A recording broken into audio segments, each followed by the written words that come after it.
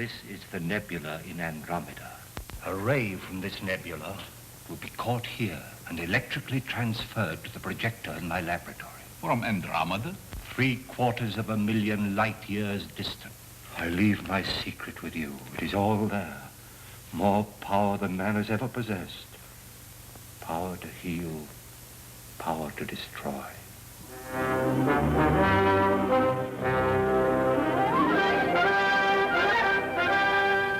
You're poisoned.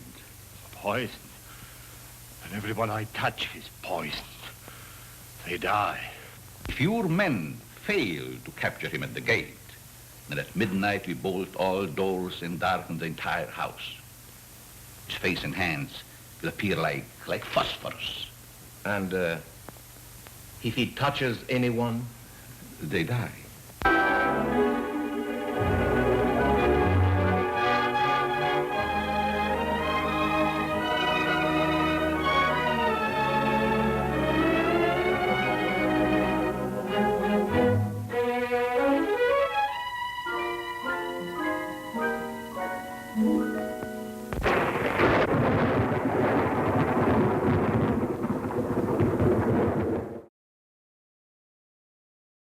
We are the members of Do It or Die. D-I, D-I, D-I. Watch us make bimbo as easy as pie. D-I, D-I, D-I. We are tough, you bet, filled with college pep. Bring him on, we cry. D-I, D-I, D-I. B-I-M-B-O. Bimbo.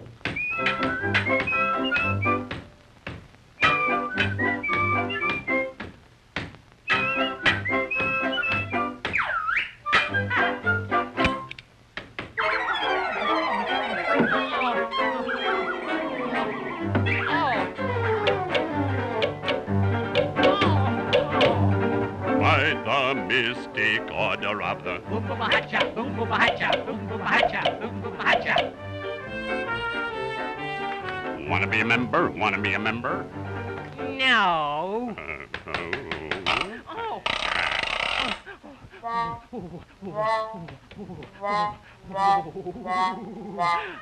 There's the way out.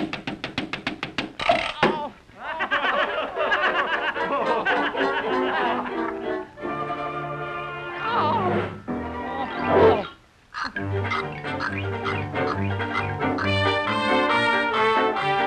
Wanna be a member? Wanna be a member? No. Ouch!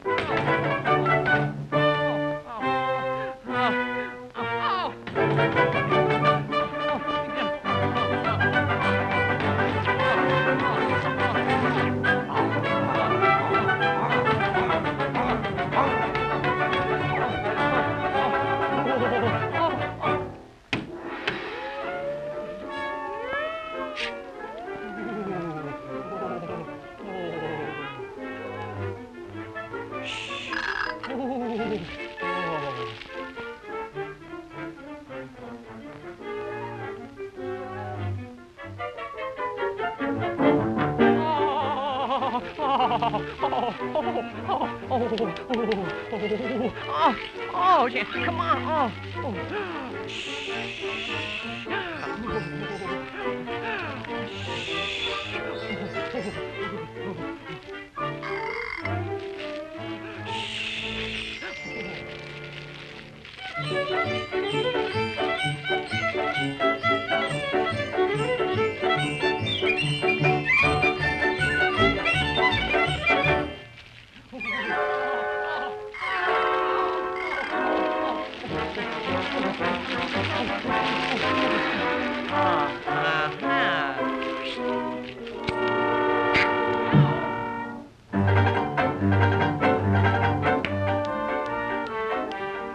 Wanna be a member? Wanna be a member? No. Oh.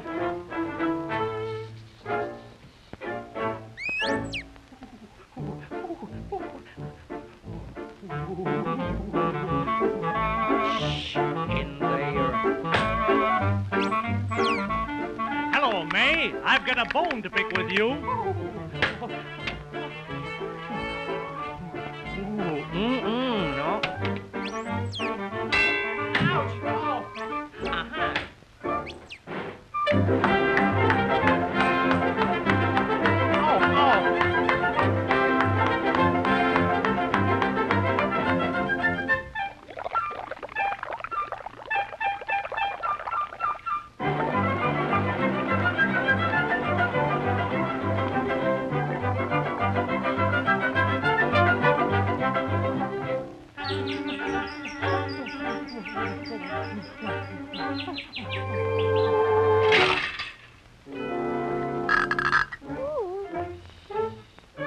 Come inside, big boy.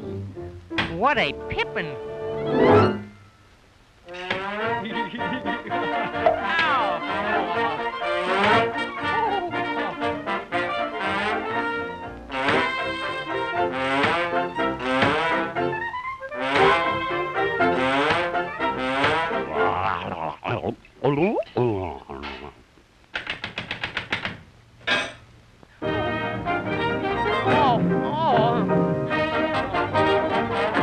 Oh, dear.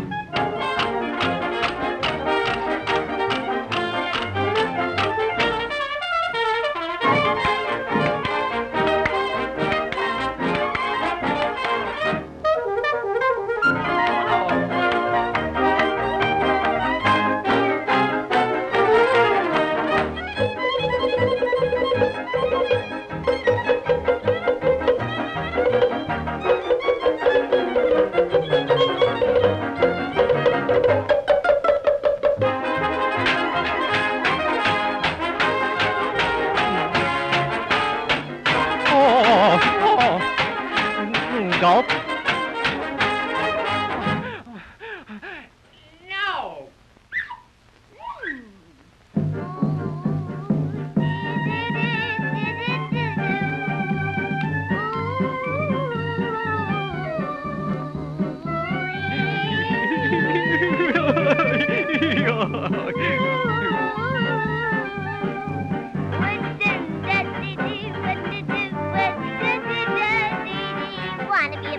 Wanna be a member? Yes.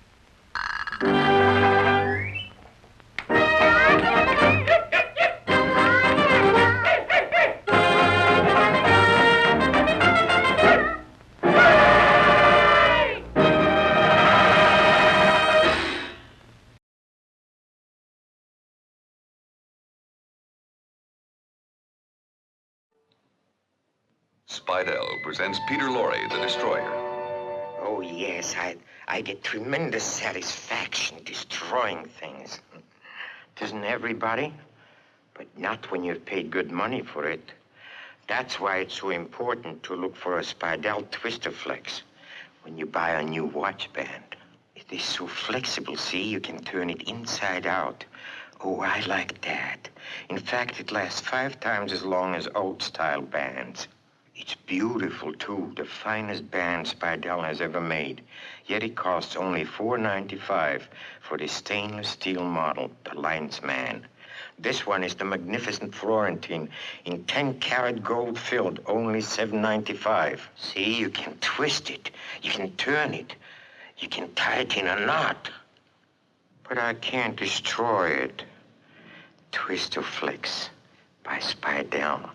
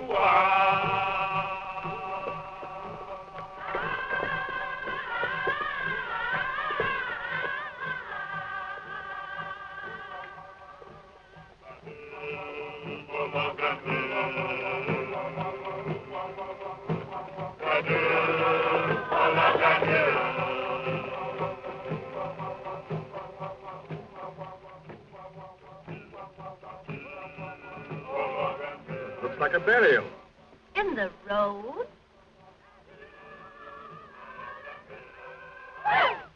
Driver, what is it? It's a funeral, mademoiselle. They're afraid of the men who steal dead bodies. So they dig the grave in the middle of the road, where people pass all of the time.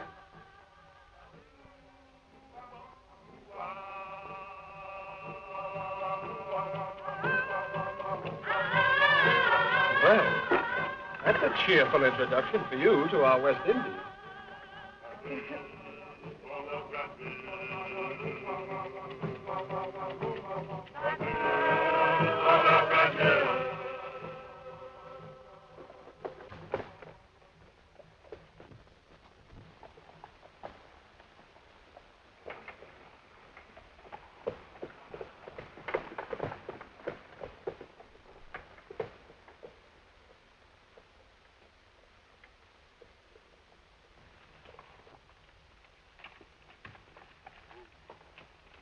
Do you know where is the house of Monsieur Beaumont?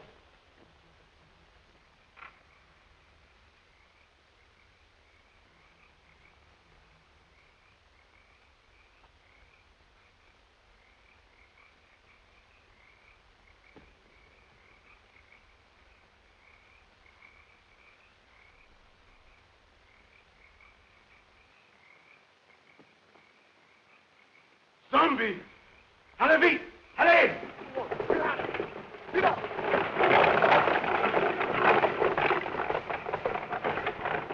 It's got like hands clutching me.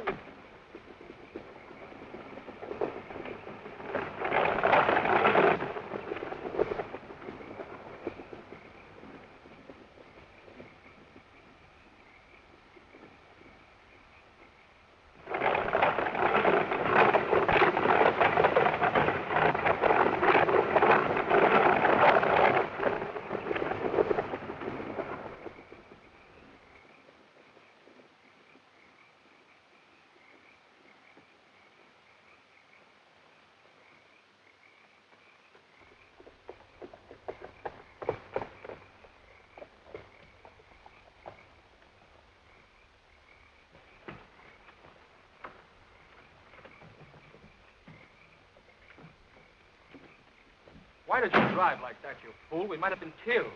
Worse than that, monsieur. We might have been caught. Caught? By whom? Those men you spoke to? They are not men, monsieur. They are dead bodies. Dead?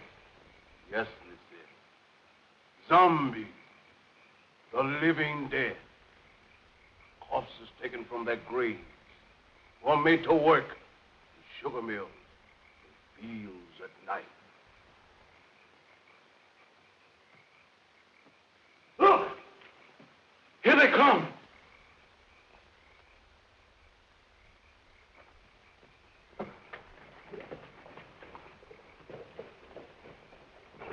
Look. Look.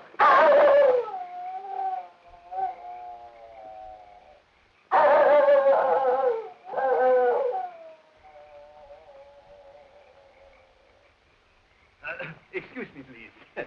Have you got a match? Did I frighten you? I'm sorry. I'm ugly enough, I suppose. No, it wasn't you. Something happened back on the road there. We stopped to speak to some men. Our driver told us they weren't men at all. He said they were corpses. Corpses? Surely you don't believe it, do you? No. I don't know. Haiti is full of nonsense and superstition. They're always mixed up with a lot of mysteries that turn your hair gray. I've been a missionary here for, 30 years, and at times, I don't know what to think. Come, let's go in the house. Oh, yes. Huh? Come, Dick.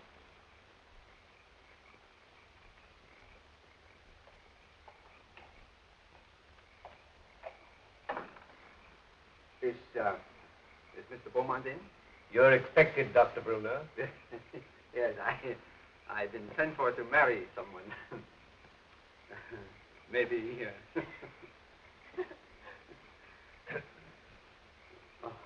Yes, excuse me.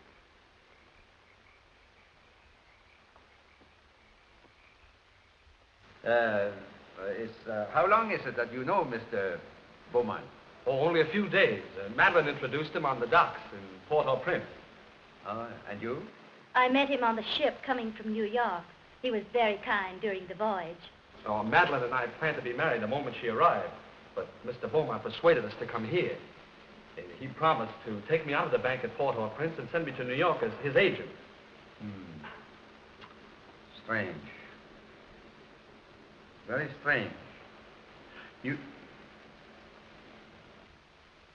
I'll tell Mr. Beaumont you're here. Yeah.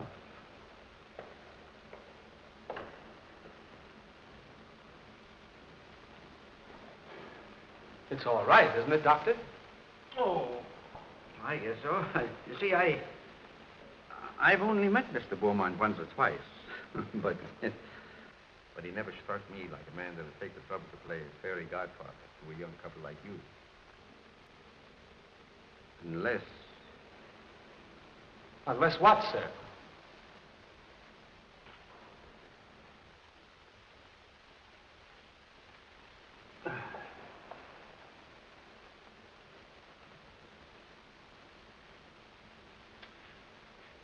I suppose you'll think I'm a meddling old fool, but... You know, I'd feel a good deal better if you'd clear out of this place after you're married and have nothing more to do with Mr. Beaumont. The young people have arrived, sir, and Dr. Brunner. They're waiting in the reception hall. Show them to their room and tell them I'm out. Yes. No, wait. Perhaps I'd better see them. It might look odd if I didn't. Very odd, sir. Especially as Dr. Brunner is a trifle skeptical as to your motives, sir. Never mind my motives. Has that other person sent word yet? No, sir, not yet. He's 24 hours late. I wish you'd keep away from that man, sir. He'll make trouble for you. You needn't worry about that. I'm not afraid of him. I'm not easily frightened, sir. You should know that. But what you're planning is dangerous. Don't you suppose I know that, Silver? You don't seem to realize what this girl means to me.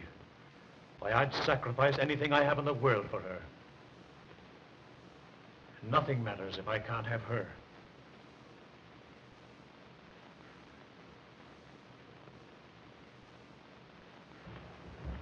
I think you like Haiti. Most people that...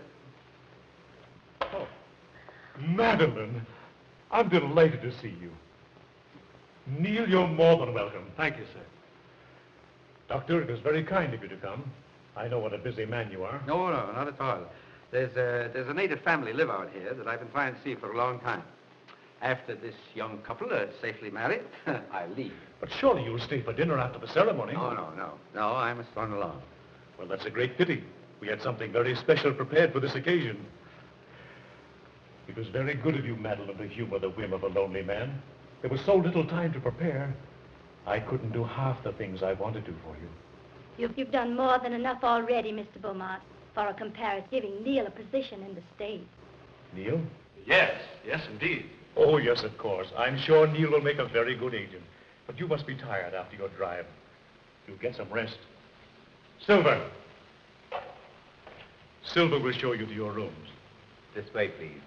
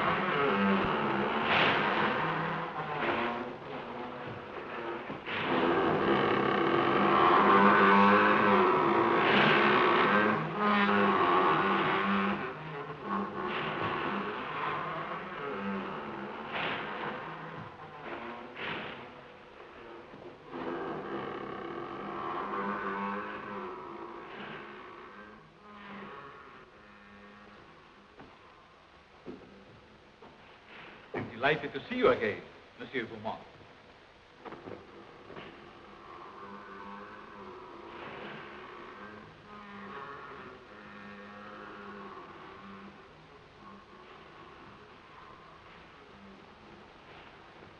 Please. Please.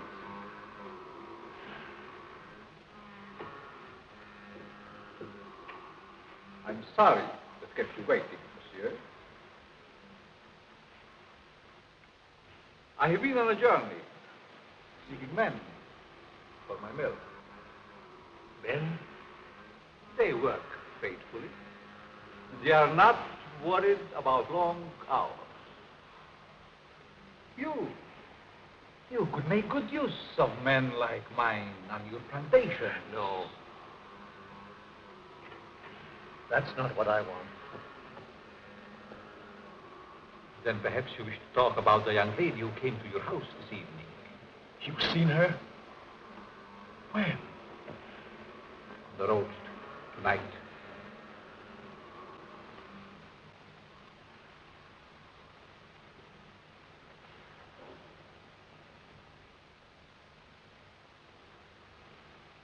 There was a young man with her. They're to be married tonight. You've waited too long to do anything. What do you want me to do? If she were to disappear for a month. What do you hope to gain by her disappearance? Everything. Everything.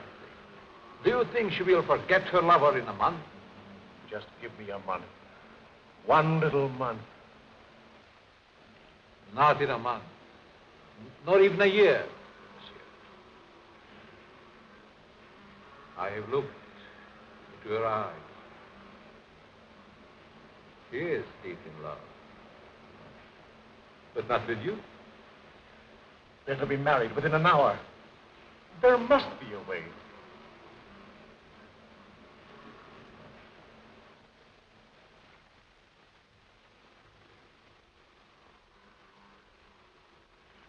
There is a way. The cost is heavy. You give me what I want, and you may ask anything.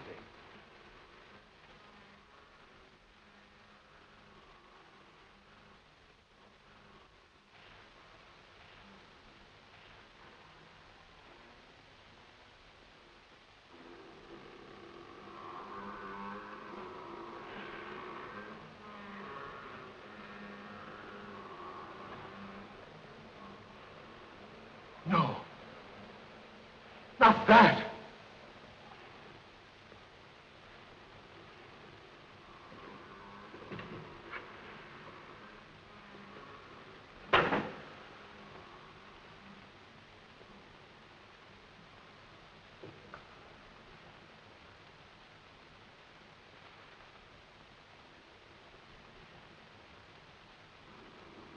Only a pinpoint, Monsieur Beaumont, in a glass of wine, or perhaps a flower.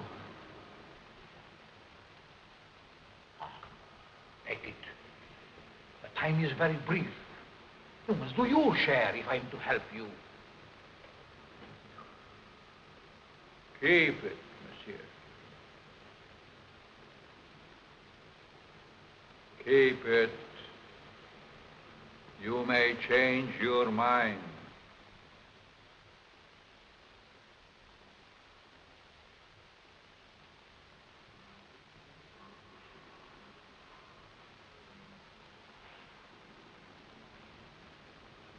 Send me word when you use it.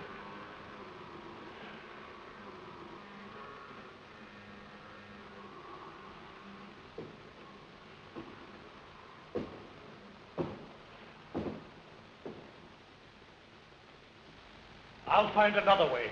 There is no other way.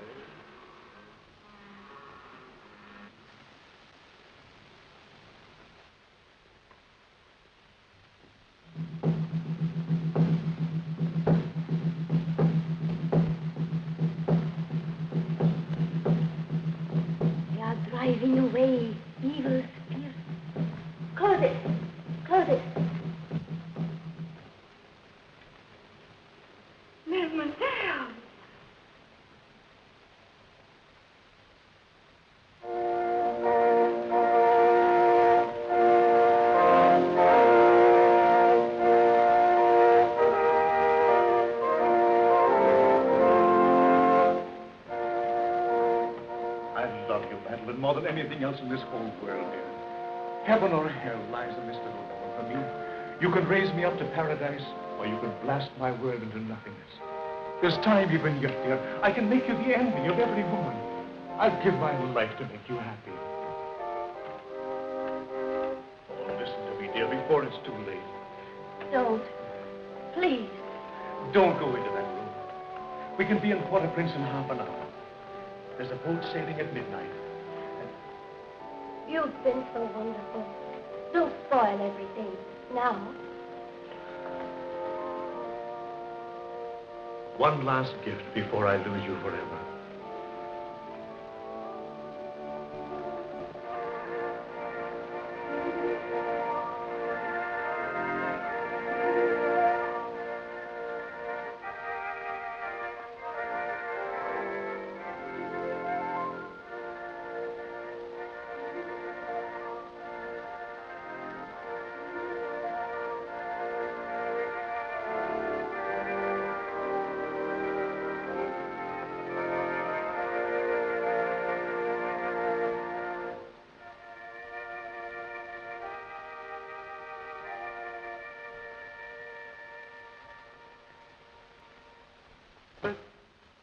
We are gathered together here in the sight of God and in the face of this company to join together this man, this woman in holy matrimony. Faith.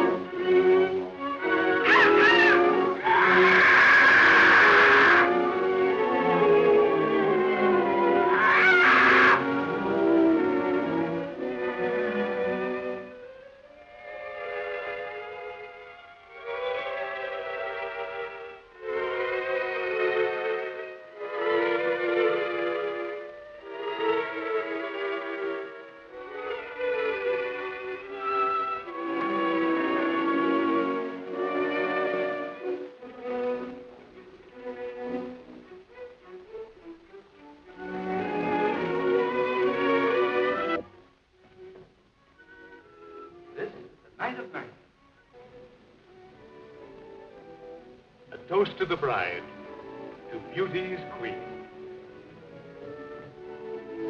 Gladly, my lord.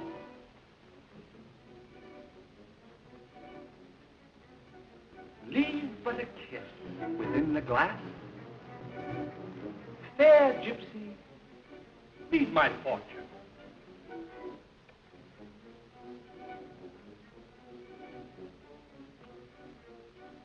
What do you see in the glass? I see happiness. I see love. Far more than you deserve. Is that all? No. I see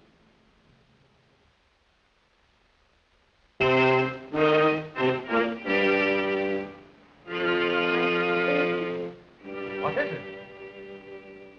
I see death. Madeline. Madeline, what's wrong? Madeline, my dear, please.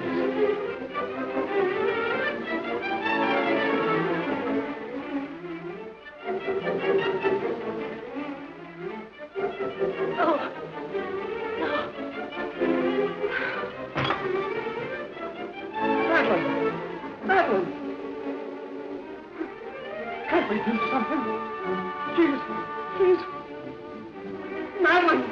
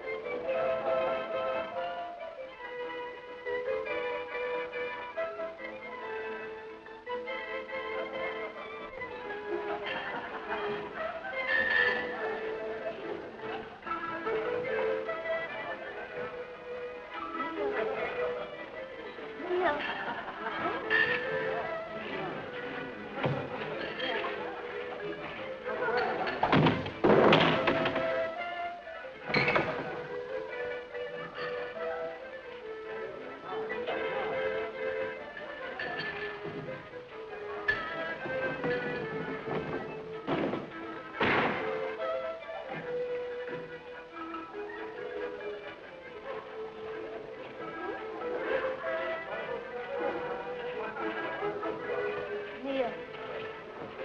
Neil.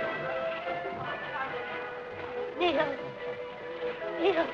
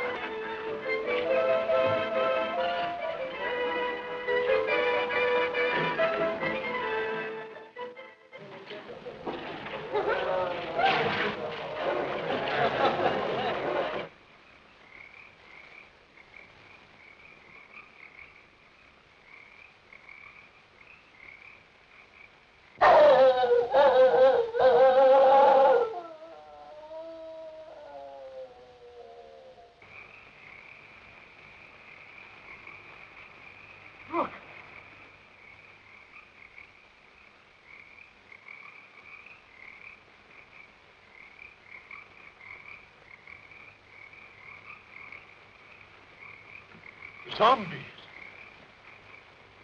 Yes. They are my servants. Did you think we could do it alone? In their lifetime, they were my enemies. I know the witch doctor. Once my master. Secrets I tortured out of him. Bangerda, the swine, swollen with riches. He fought against my spells until the last. Him yet I have trouble hiding. His Excellency Richard, once Minister of the Interior. Garcia, Brigand Chief. Marquis, Captain of Gendarmerie. And this is Chauvin, the High Executioner, who almost executed me.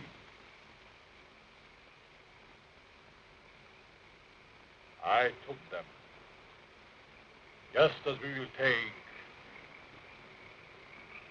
this one. But what if they regain their souls? They would tear me to pieces.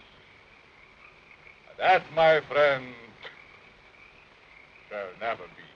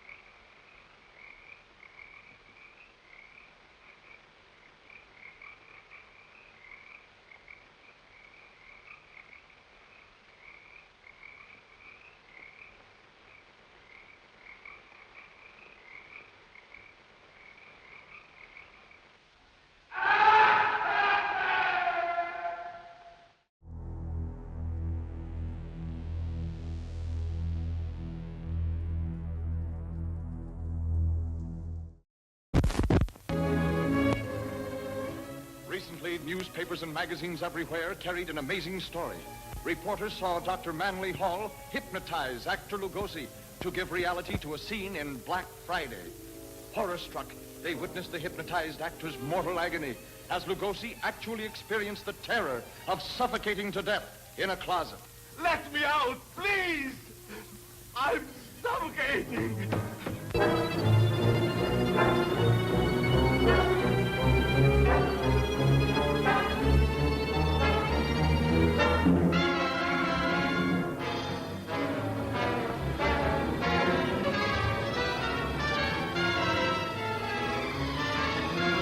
The sinister hand of science dares a new and dangerous experiment.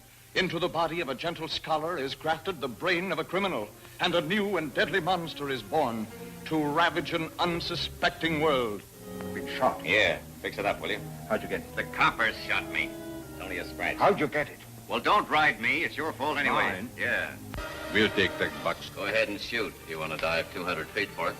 Keep him covered.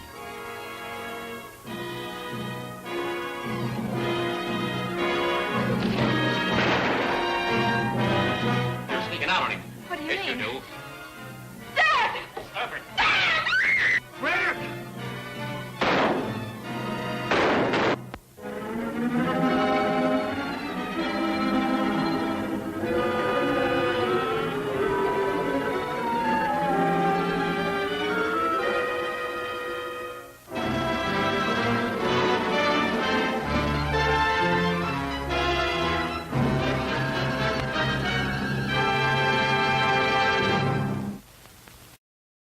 It is an historic occasion whenever Boris Karloff and Bela Lugosi confront each other.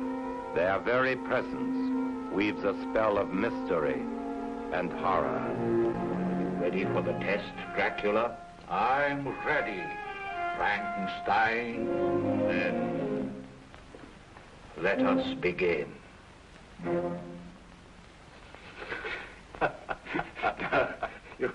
You understand, Bela, don't you? That the one who wins this little game of chess is to lead the parade at the Film Stars Frolic. Okay, Boris. You'll move. Right.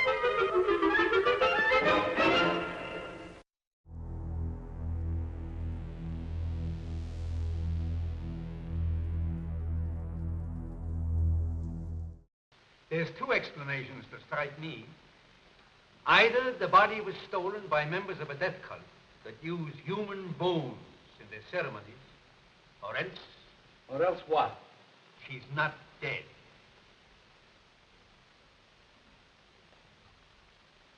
Not dead? Are you mad? I saw her die. The doctor signed the certificate. I saw them bury her. Now, wait a minute. Wait a minute. I'm not mad. But I've lived in these islands for a good many years. And I've seen things with my eyes that made me think I was crazy. There's superstitions in Haiti that the natives brought here from Africa. Some of them can be traced back as far as ancient Egypt. And beyond that yet, in the countries that was old when Egypt was young. Yes, but what has that to do with Madeline? I kissed her as she lay there in the coffin. And her lips were cold. Let me explain. Now, just a minute. I'll explain. Wherever there is a superstition, you will find there is also a practice. Now, do you remember what your driver told you the night he took you to Beaumont's house? Oh, about those horrible creatures we saw. Yeah. He said they were corpses, taken from their graves. Now, wait. Now, that's the superstition. Now for the practice. The ghouls that steal the dead corpses from the graves are supposed to put them there in the first place. Do you mean that Madeline was murdered so that somebody could steal her dead body? Ah, nonsense. No. Not her body, yes, but not her dead body. That's what it is. Well, surely you don't think she's alive in the hands of natives? Oh, no, better dead than that. Excuse me, please. Have you got a match? Thanks.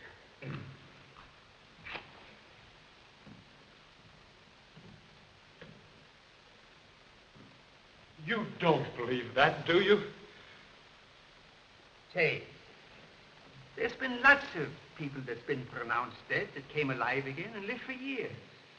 Now, if nature can play pranks like that, why isn't it possible to play pranks with nature? Oh, I don't know.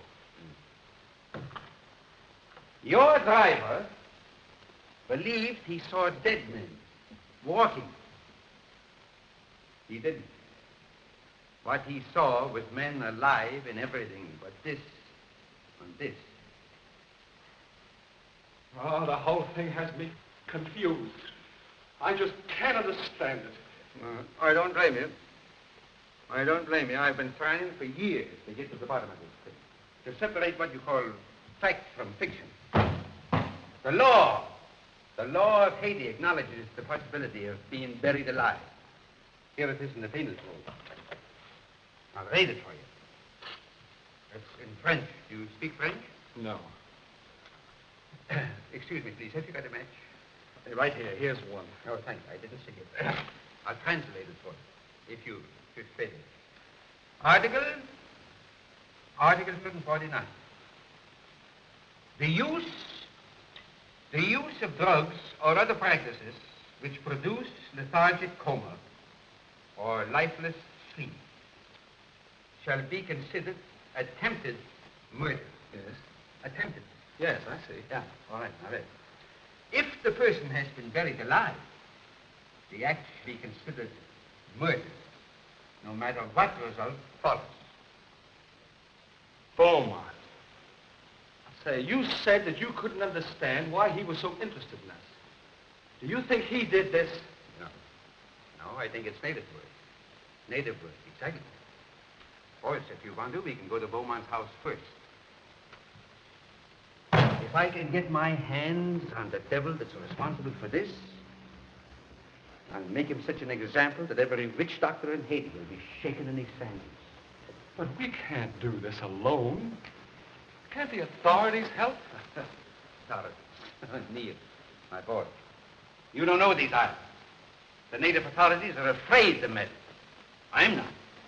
I got friends among the natives. They'll tell me things that no gendarme could ever get out of. Because I'm a preacher, they think I'm a magician. Before we get through with this thing, we may uncover sins that even the devil would be ashamed of. Oh, these witch doctors.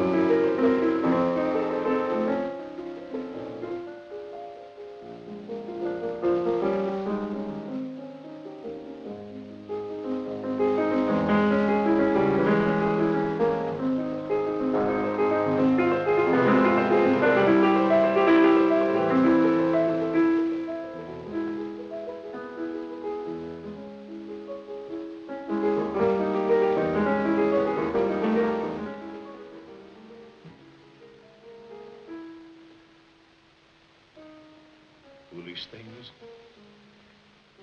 They can't bring back the light to those eyes. I was mad to do this. But if you'd have smiled on me, I'd have done anything for you, given you anything. I thought that beauty alone would satisfy.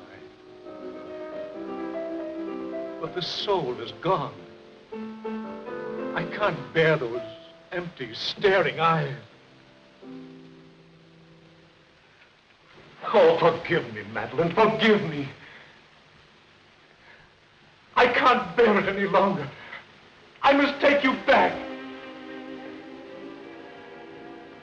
Back to the grave, monsieur? No. You must put the light back into her eyes and bring laughter to her lips. She must be gay and happy again. You paint a charming picture, monsieur. One that I should like to see myself.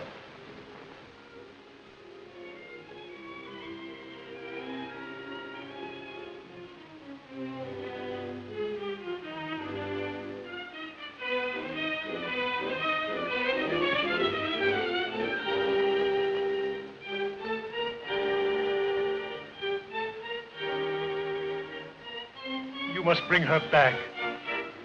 Aren't you trifle afraid, monsieur? How do you suppose those eyes will regard you when the brain is able to understand?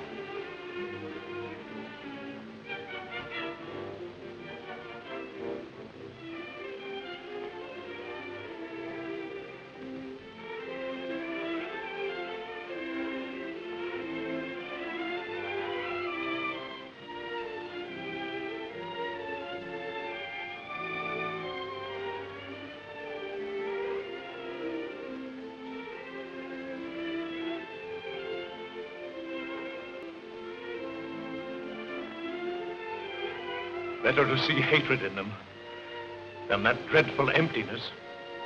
Perhaps you're right. It would be a pity to destroy such a lovely flower.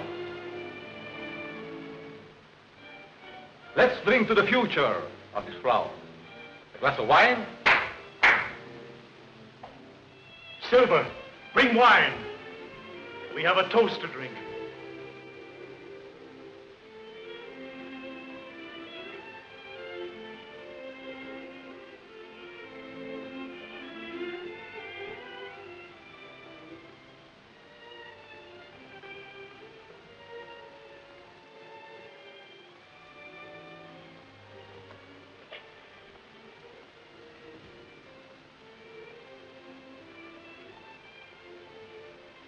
To the future, monsieur.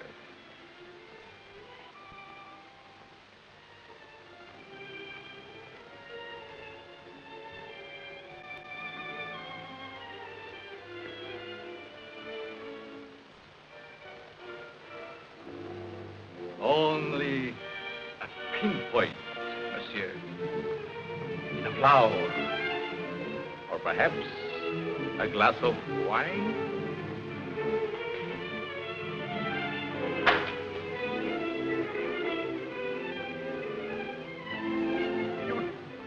What are you trying to do to me? I have other plans for mademoiselle. I'm afraid you might not agree.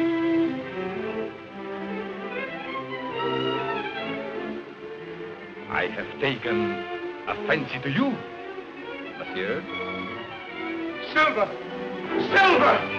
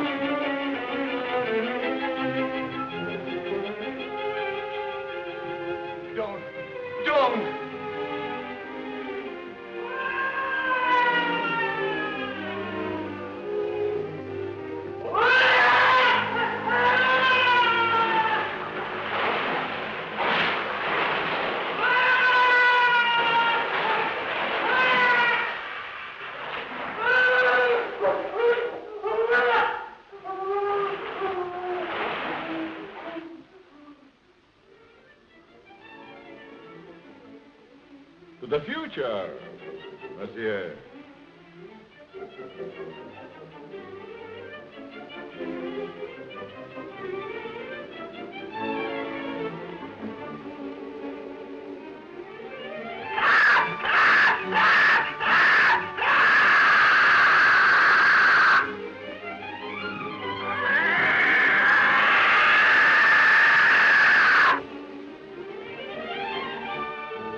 Vulture. You.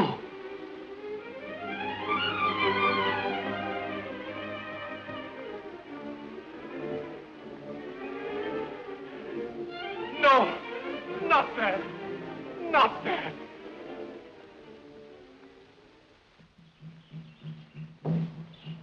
We ought to be picking up an old witch doctor around here pretty soon. His name is Pierre. I've known him for years. He's a great old fella. I don't know just where we'll find him.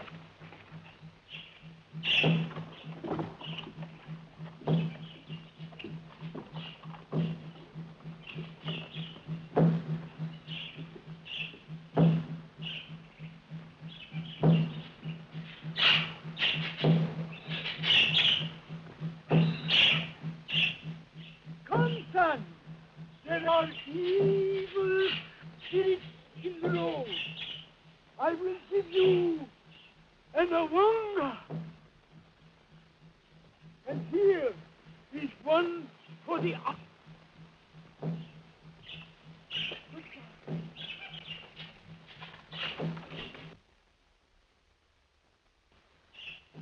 Young man, he's sick with fever.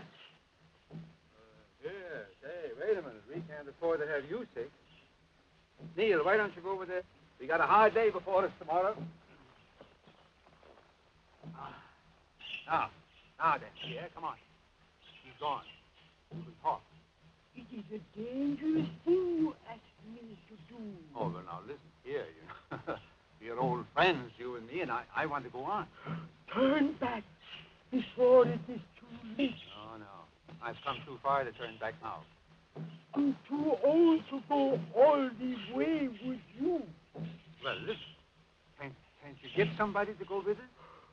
My people are afraid of the mountain. Why? Because it is called the land of the living dead. Well, have you ever been there? I am the only man that ever came from there alive. There is an evil spirit man that is called murder. Come, I can tell you all about what it is.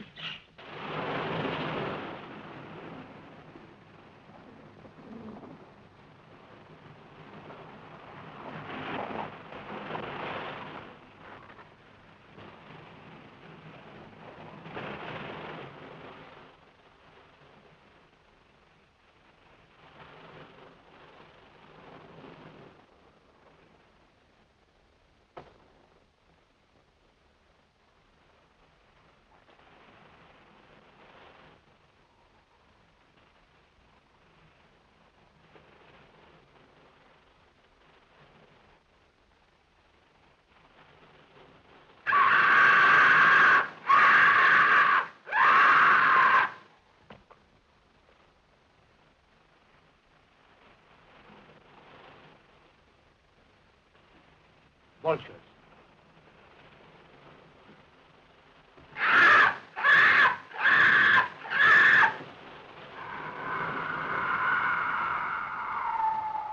Just as old Pierre said, a cloud of vultures always hovers over the house of the living dead.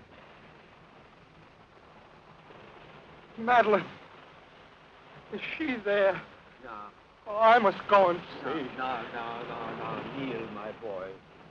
Please, lie down and rest. Please. You'll feel stronger in the morning. You rest. Let me go up and see what I can do.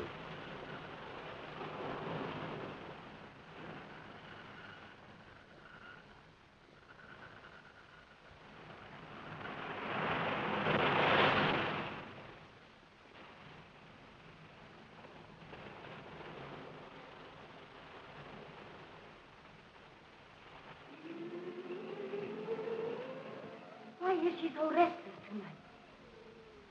Perhaps she remembers something.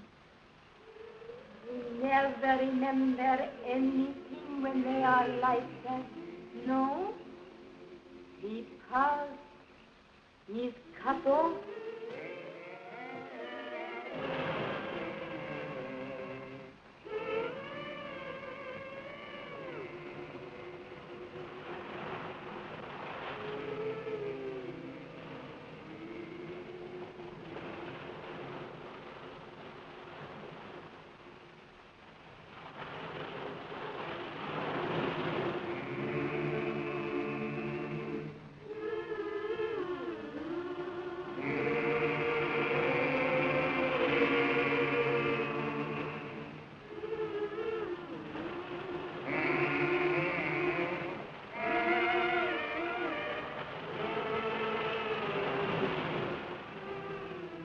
Madeline.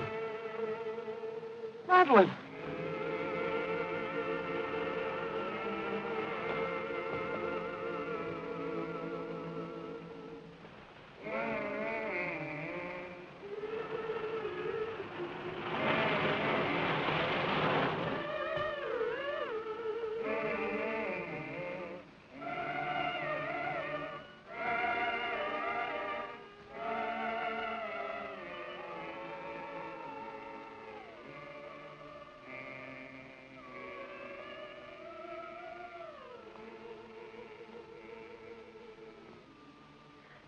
No, I can't. I can't. You must. It's your turn. Let's run away. He might hear you. No, I can't stand it. I'm going to run away. He'll find you and make you like her.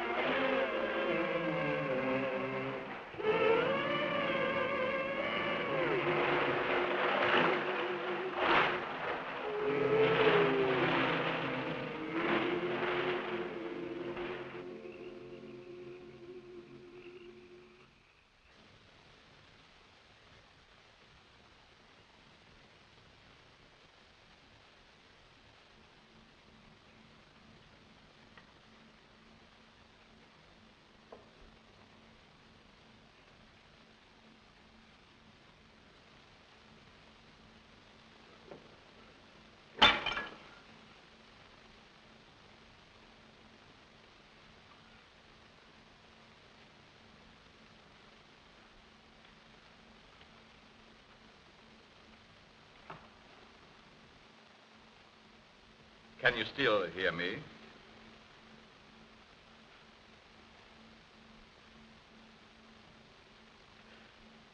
It is unfortunate you are no longer able to speak. I should be interested to hear you describe your symptoms.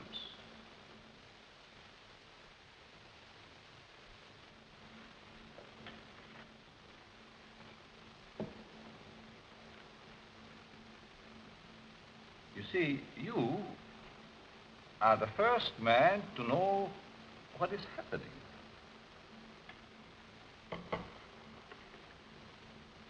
None of the others did.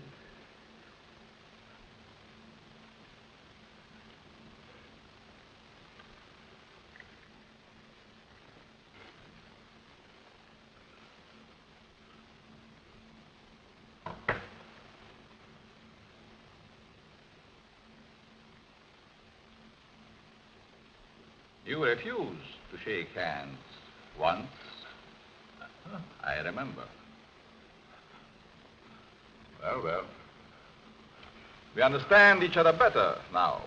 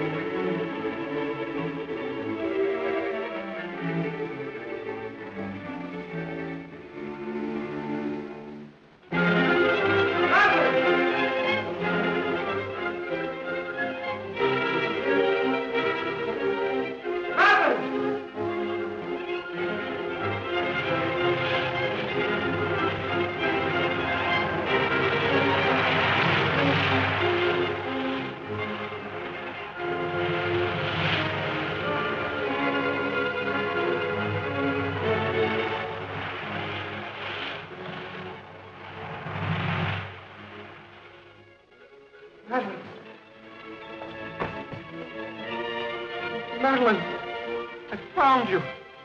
You're alive. Alive. What's the matter? It's I, Neil.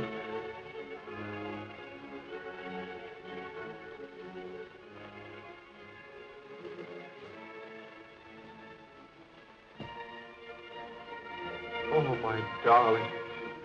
What have they done to you?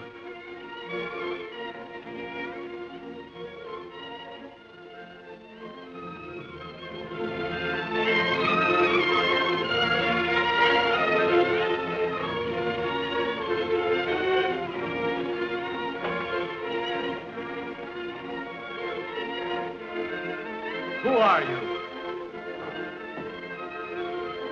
And what are they? For you, my friend, they are the angels of death.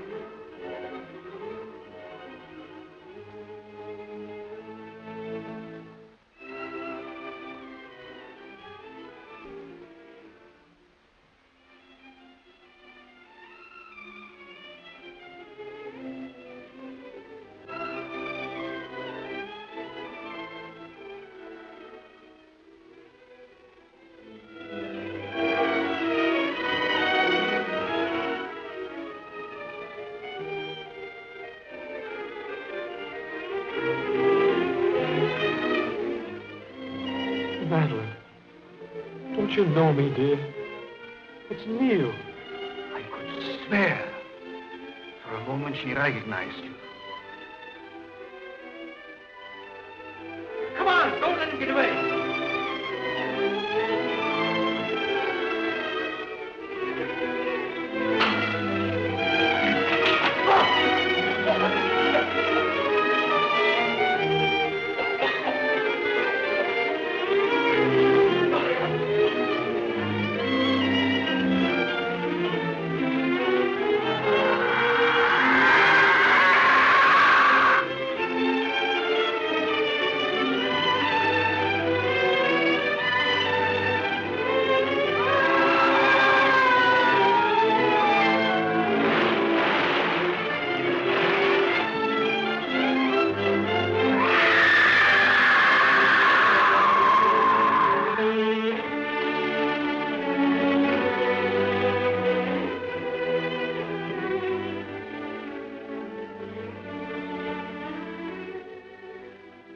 Madeline, my darling.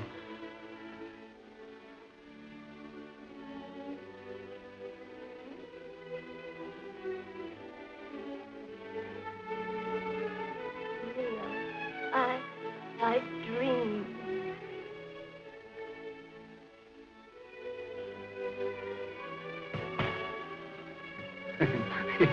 Excuse me, please.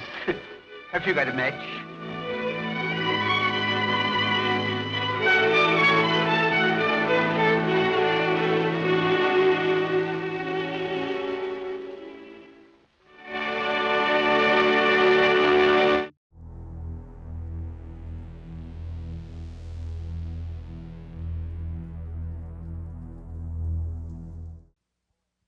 All I need is somewhere I can have total isolation, and above all, atmosphere.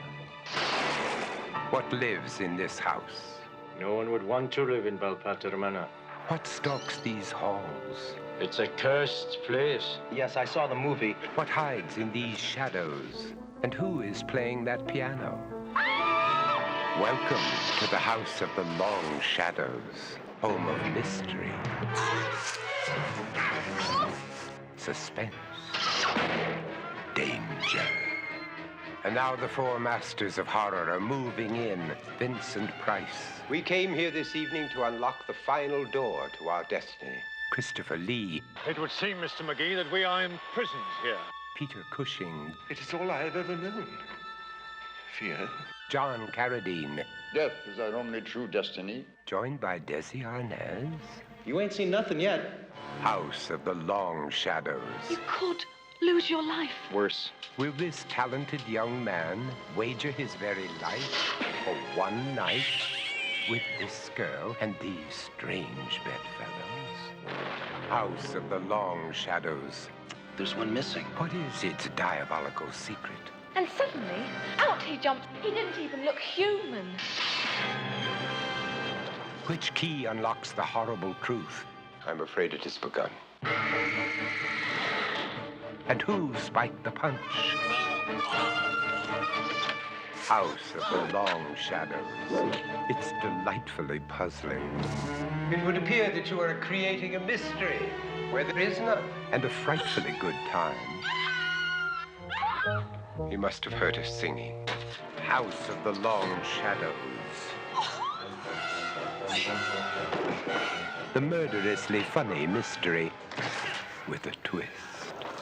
Yes, I see what you mean. House of the Long Shadows. Vincent Price, that's me. Christopher Lee, Peter Cushing, John Carradine, and Desi Arnaz. In a Golan Globus production of a Pete Walker film. House of the Long Shadows. From Canon Releasing.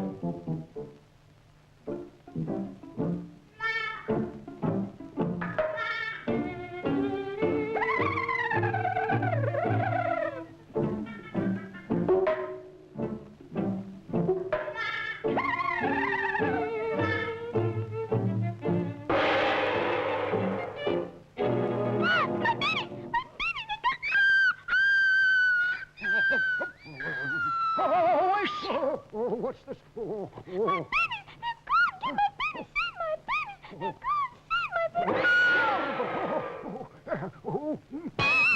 Beware! Oh, oh, oh, my God. Oh, oh, my God. Oh, oh, oh,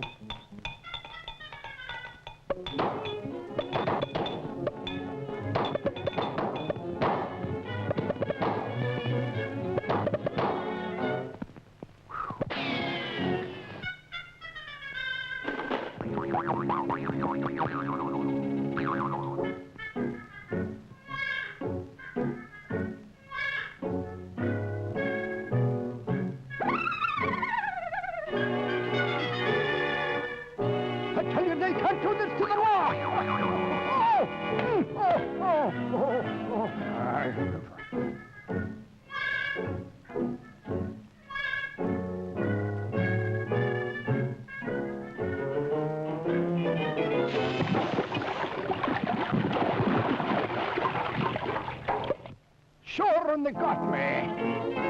Hey, put him on. Police!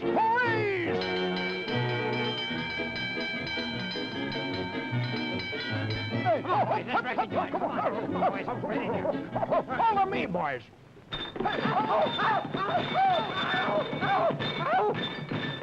What do you want us for? We ain't done nothing. Sure, and we'll make you talk. Oh, come on, move along there. I'm innocent. Do you hear? I'm old popcorn. I'm a colonel. You can't do this to me. Help. Police. Come on, start popping. What happened to those carrots? I'm innocent, I tell you. What do you guys know about this case? We don't know nothing. We're strangers from Bermuda. Come clean or you'll end up in the soup. You better spill it if you want to save your skin. So you won't talk, eh? Well, we'll squeeze it out of you. Turn on the juice, boys. That's it, boys. Put on the pressure. You'll talk. Crack down on them, boys. So you're a tough egg, eh? We'll soften you. We'll crack you wide open. Trying the old shell game, eh? Fry, see? You'll fry. Yeah, the yoke's on you, guys. I'm hard-boiled. Egg 'em on, boys. If you'll be so kindly, could you tell us exactly what happened to the carrots, could be? We'll make short order of this guy. Sunny side up. Come on, boys, turn on that heat. Come on, give it to him. Spill it. Hey, the lights. Come on, better move out of this. Now, come on over. Now, there he goes, boys. Follow me.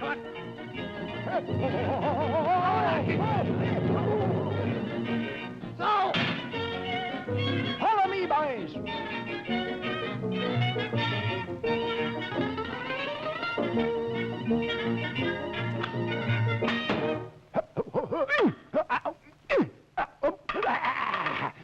Yeah.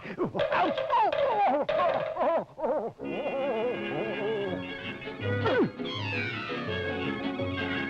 Call out the reserves.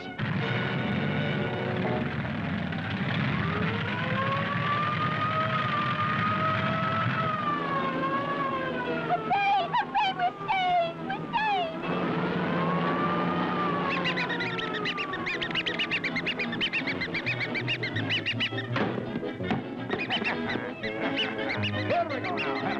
1, 2, and in you go. Now look where we are. So where did it get us? You're telling me it's his fault. All right. So it's my fault. You want to make something out of it? What are you, man or mouse, you rat? I'll kick your teeth Yeah, but he is there. I'll lick your whole face. Yeah, you and who else? I'll mobilize you.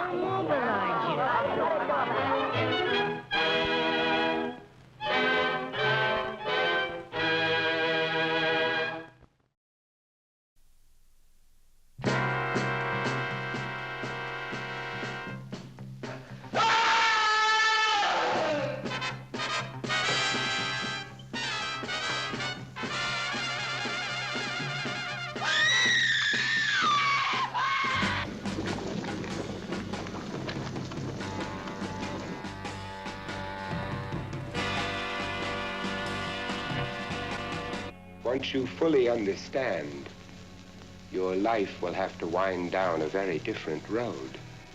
I want to know.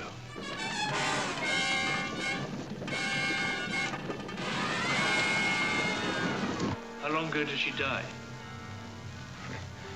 She has never really existed yet.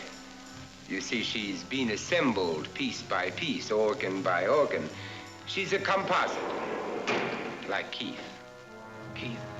Yes, you remember the so-called vampire killer.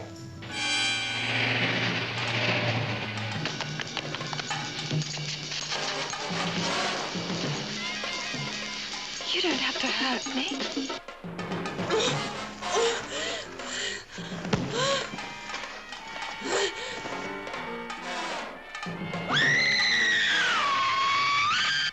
She wasn't just murdered, if you know what I mean.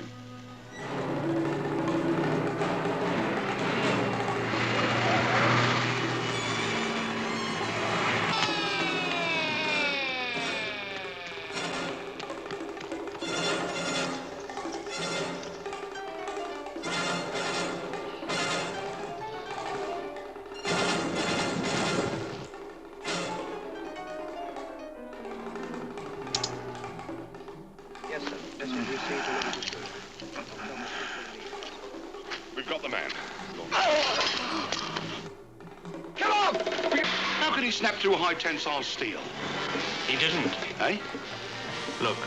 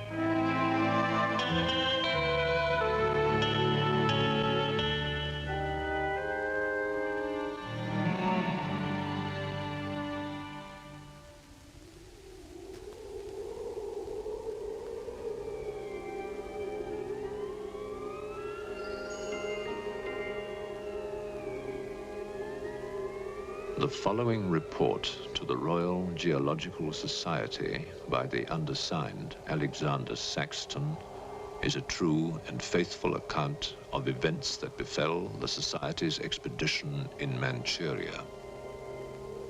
As the leader of the expedition, I must accept responsibility for its ending in disaster, but I will leave to the judgment of the honorable members the decision as to where the blame for the catastrophe lies.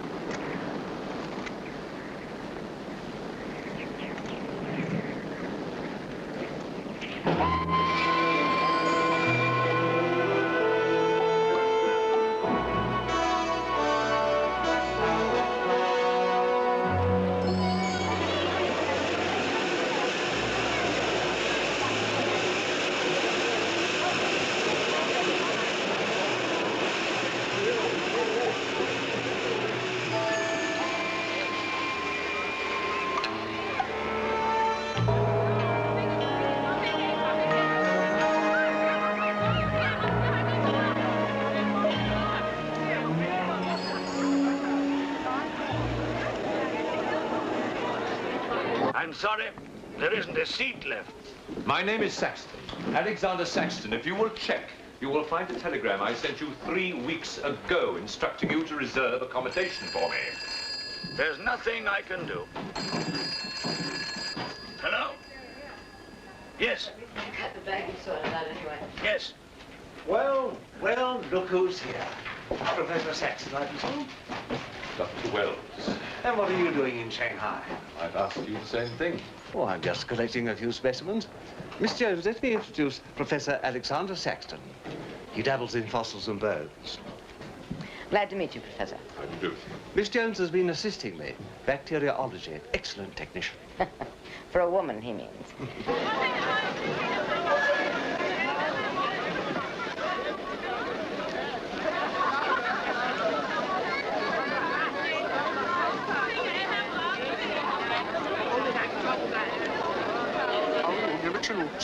조지나 짤루미 유 아우지 太阳国开始传统。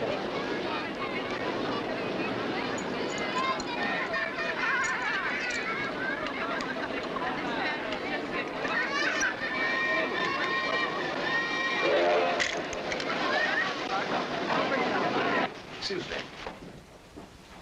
2 private compartments to Moscow, if you please. 2, you say? Will that be all? And 3 crates of animals. Impossible. I know I'm asking you to perform miracles, but perhaps it will help.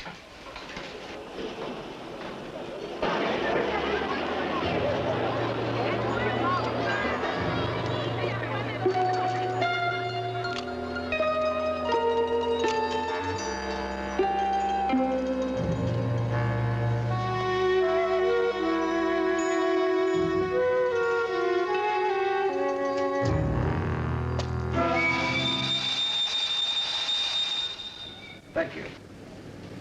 It's called squeeze in China. The American people know how. And in Britain, we call it bribery and corruption. Now, sir, excuse me.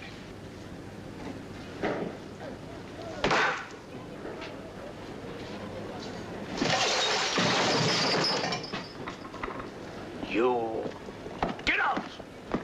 Huh? Sir Alexander Saxton? Yes? Captain O'Higgins, sir. General Wang told me to find you, and to make myself useful. Now I remember. I do have your Excellency's ticket. Your ticket, right here. Thank you.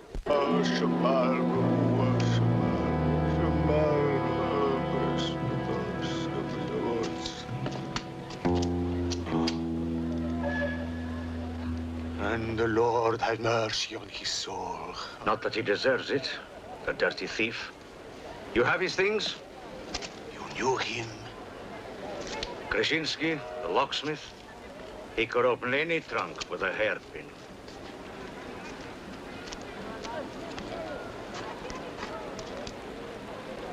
A thief?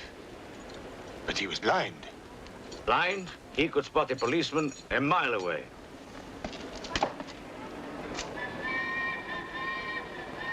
I'll be damned.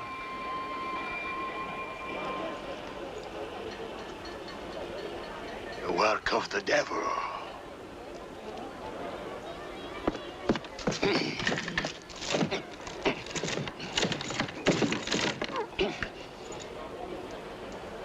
Can I be of any assistance, Father? This is yours. It is, but I demand an explanation. Whatever you have here is unholy. and must be destroyed.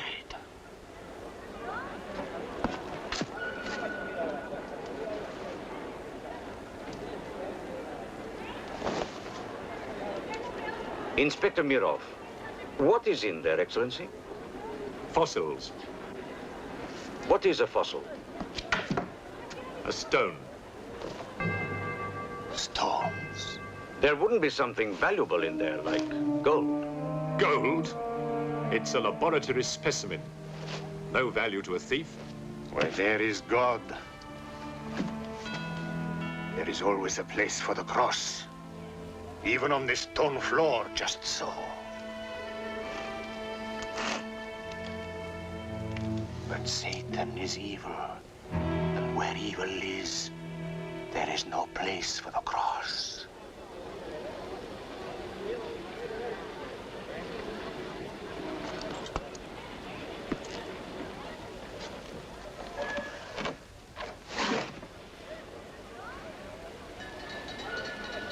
Rubbish. A conjurer's trick. Captain? Yes, sir. You get your men to put the crate on a train.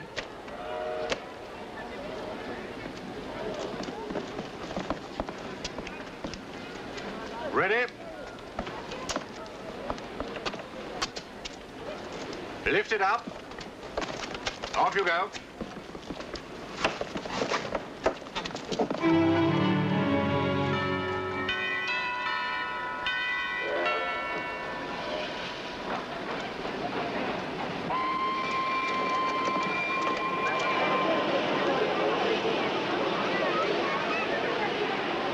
Where's crate C?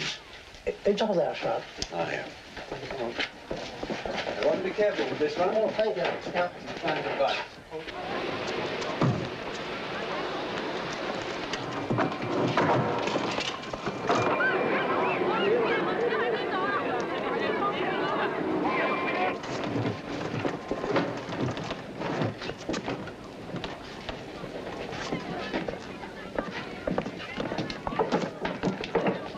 Follow me.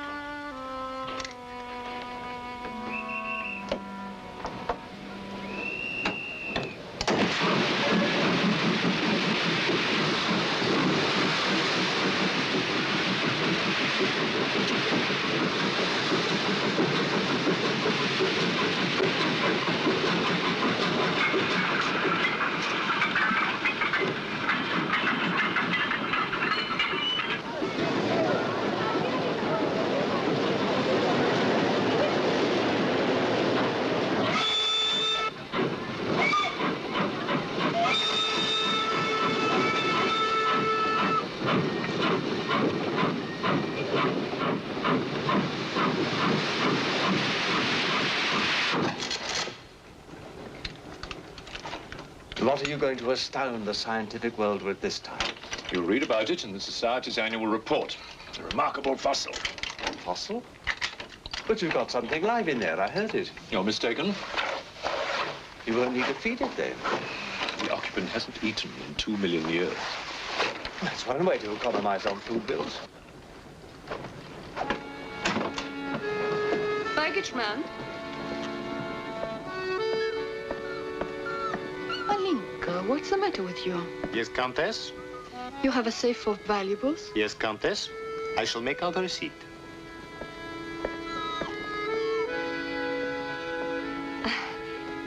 Excuse me. Alinka's afraid of something. What do you have in that crate?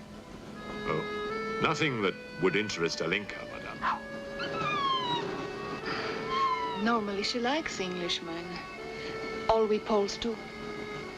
I am honored, madame. Oh yes, England. Queen Victoria, crumpets, Shakespeare. I admire Poland, madame. I believe that there is a bond between our countries. My husband, the Count Petrovsky, says that in the 15th century, your King Henry betrayed us to the Russians. I hope that you and your husband, madame, will accept my profoundest apologies. Oh, she's really afraid. I wonder what it is. May I escort you back to your carriage, madame?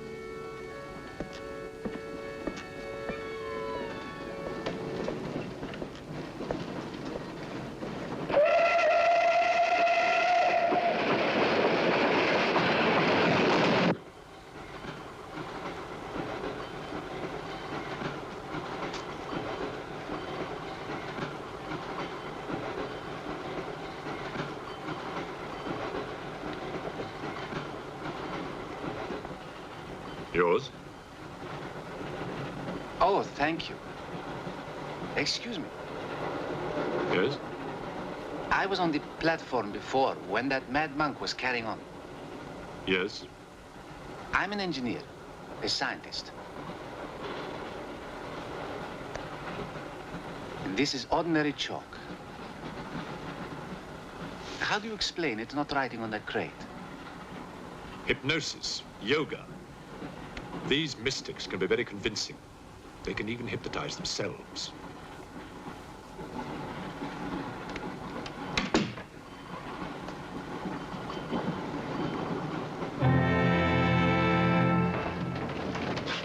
The fresh food we will pick up. Who will pay for it, sir? Oh, just give me an account of how much you spent. If someone were to drill a little hole in this crate during the night and take a look at what's inside, I'd be very grateful.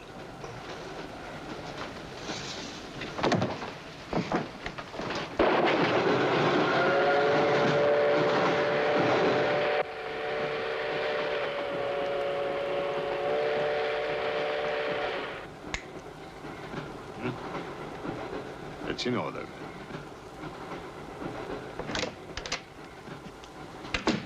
Help me. In what way, madam?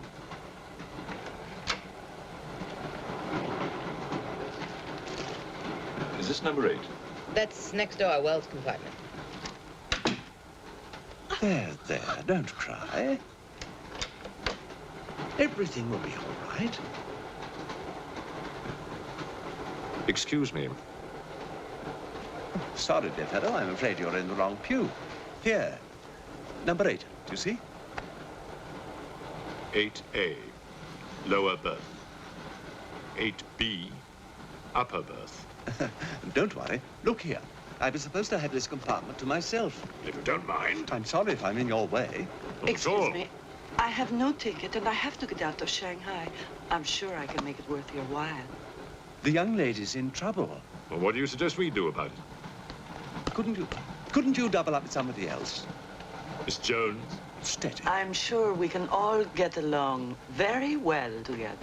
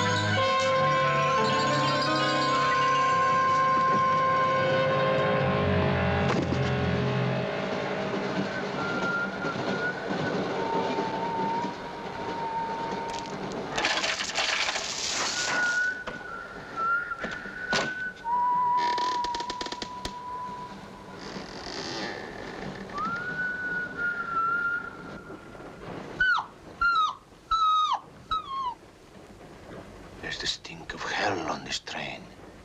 Even the dog knows it.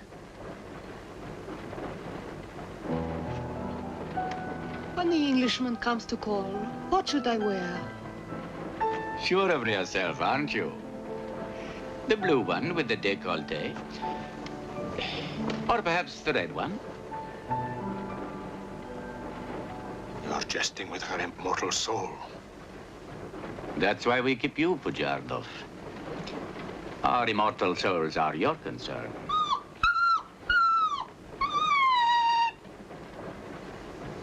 She's afraid of something.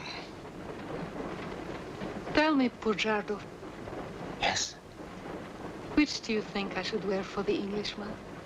The red or the blue? Enough. I forbid you to talk this way. You forbid? Forgive me, Your Excellency. My concern for the spiritual welfare of the Countess, I forgot myself. I will pray for humility. Pray hard, Pujardov, or you'll find yourself praying for a job, too. In the name of the Father, the Son, and the Holy Ghost.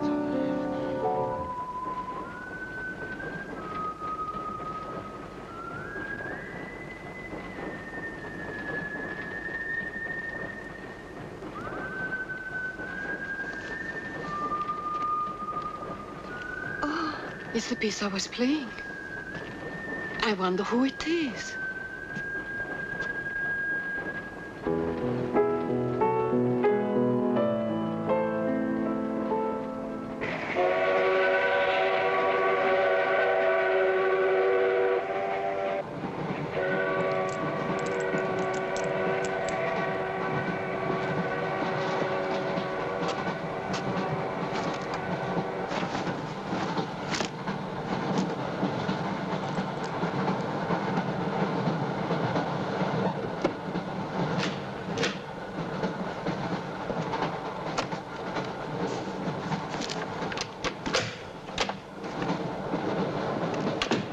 Wish to see us? I thought one of you might know what happened to the baggage man. I haven't the remotest idea. What about you? Perhaps it had something to do with what's inside that crate. I agree with you. He was trying to open it when something happened. What?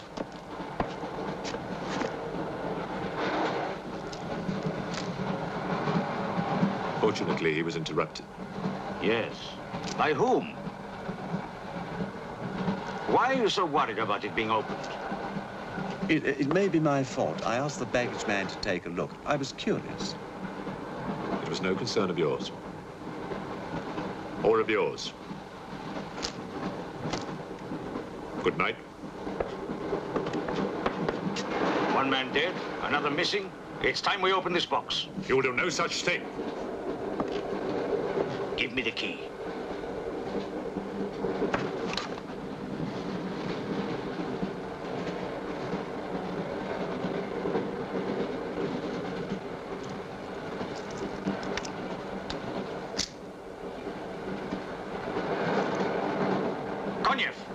See if you can open the crate with that.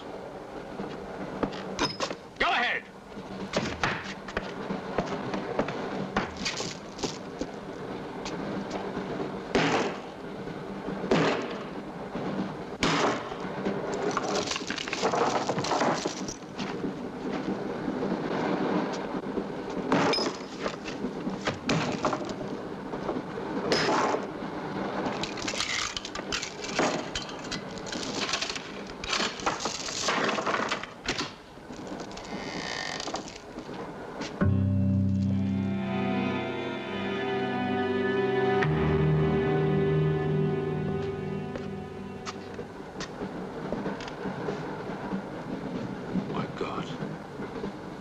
The baggage man. What was in there? I told you, a fossil, part ape, part man. It lived 2 million years ago. Are you telling me that an ape that lived 2 million years ago got onto that crate, killed the baggage man and put him in there, then locked everything up neat and tidy and got away? Yes, I am. It's alive. It must be. Lock him up. We'll search the train and find it, whatever it is, and destroy it. But if it's alive... I want this kept quiet. I don't want to panic the passengers.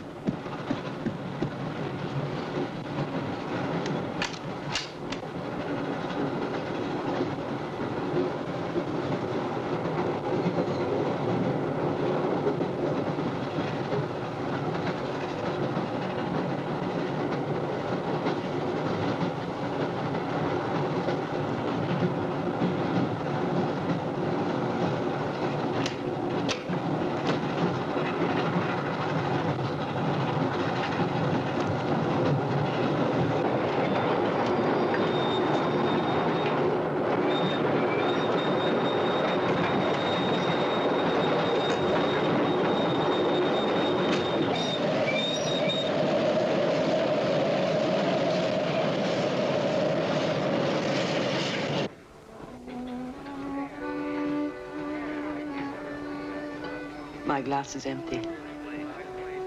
Oh, forgive me. My mind was elsewhere. What is it? I'm sorry. I can't tell you.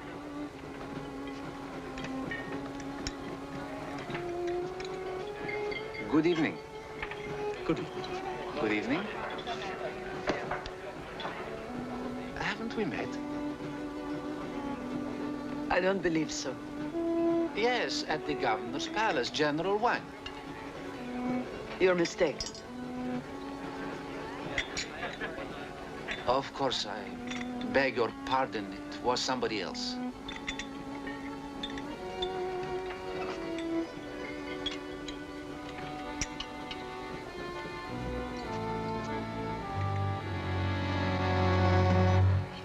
What's the matter? The eye of that fish. It's white. Naturally, it's boiled. Boiled? Yes.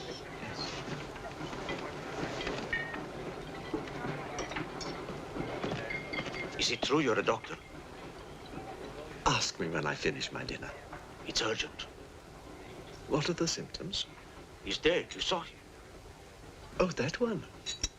There's nothing I can do for him. Now there's one more dead. One of my soldiers. The same white eyes.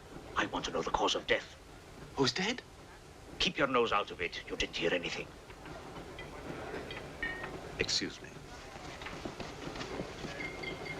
Is Professor Sexton's fossil still at large? I think the fossil, or whatever it is, escaped. Jumped off the train. Miss Jones, I shall need your assistance. Yes, well, at your age, I'm not surprised. With an autopsy? Oh, well, that's different.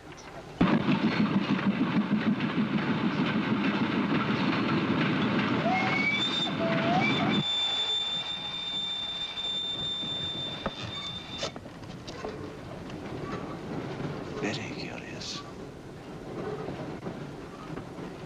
A genetic defect, obviously. Scalpel? Mm-hmm.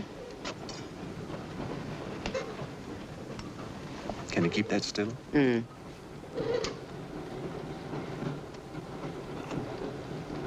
What is he doing? Trepan.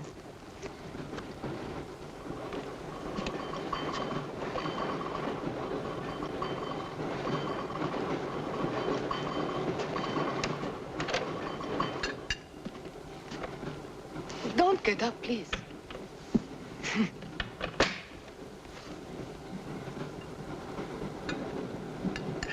I see you have decided to dine alone, Sir Alexander.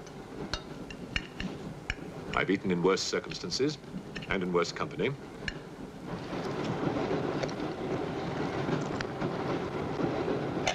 Ransom. Here you are, Doctor.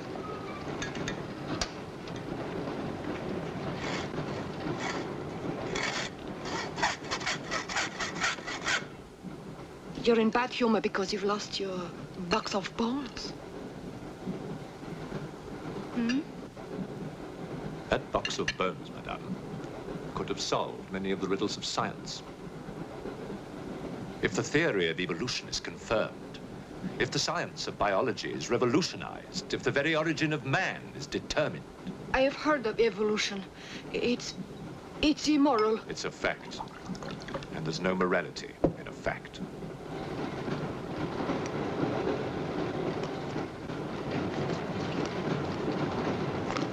And what about the baggage man? And that poor thief at the station? What about them? They are dead. Was your creature responsible for that? Probably. And you don't care? A baggage man and a thief?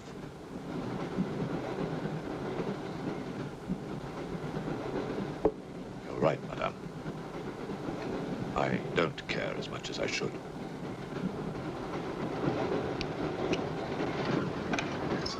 Can you tell me how he died? Smooth as a baby's bottom. You saw this man today and he was normal. Absolutely. It must be a mutation, a freak of nature. What's so special about this brain? Learning and memory are engraved on the normal brain, leaving a wrinkled surface. This brain has been drained. The memory has been removed, like chalk erased from a blackboard.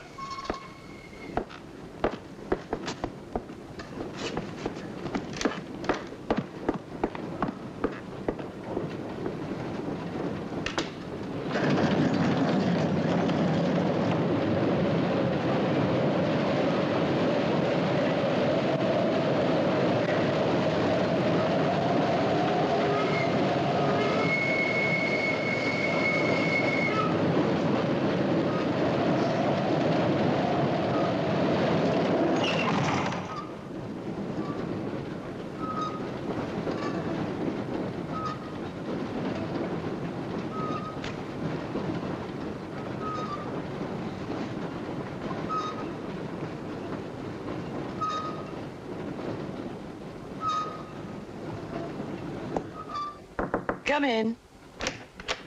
Thank you. It's all yours. I won't be long.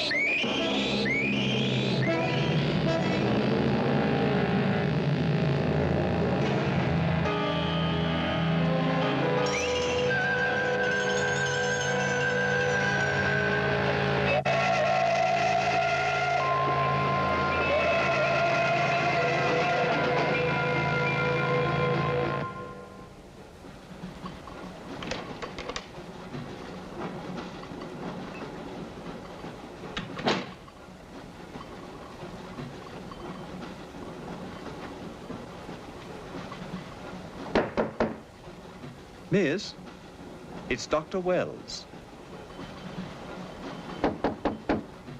Miss, are you all right?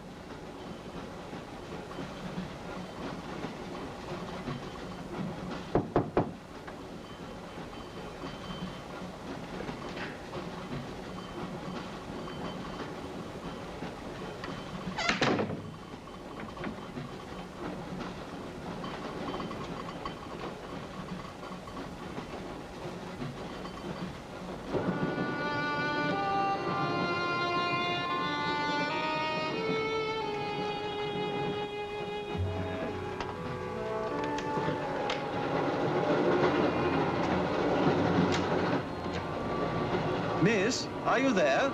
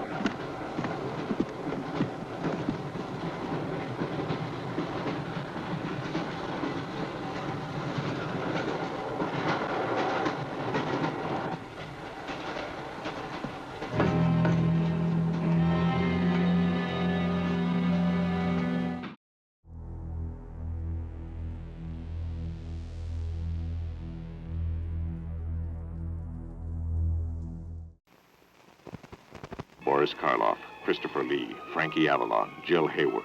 4 horror-scarred people in 2 horrendous thrillers, The Crimson Cult and Horror House. Run. Silent footsteps follow you. Boris Karloff, in his last great role, The Crimson Cult and Horror House. Rated GP.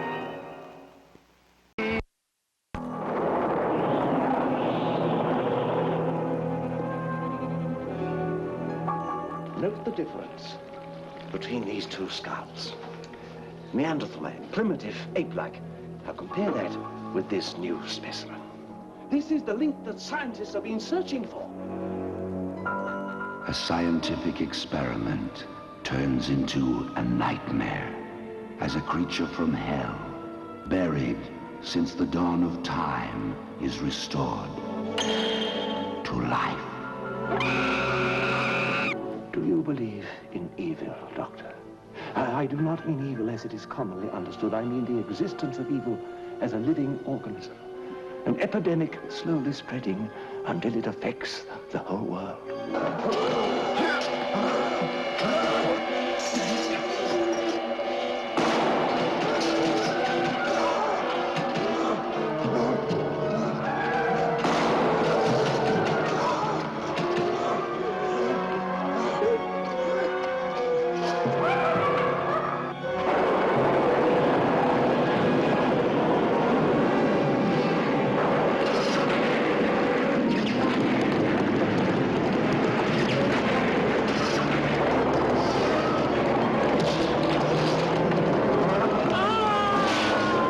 Frankenstein's monster can be destroyed by fire. Dracula by a silver stake driven through his heart. But nothing will avail against the absolute evil of the creeping flesh.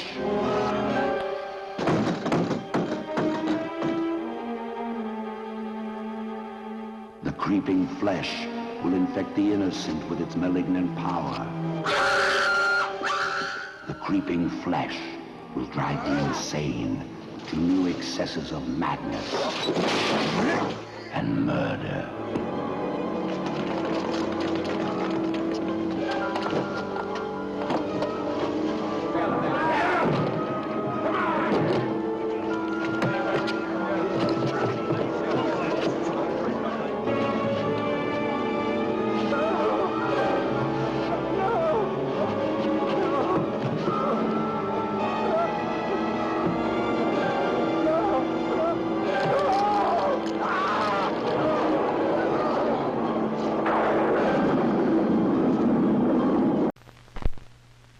Evil, evil, evil, evil.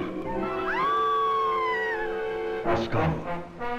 Never before such diabolic evil. The skull color.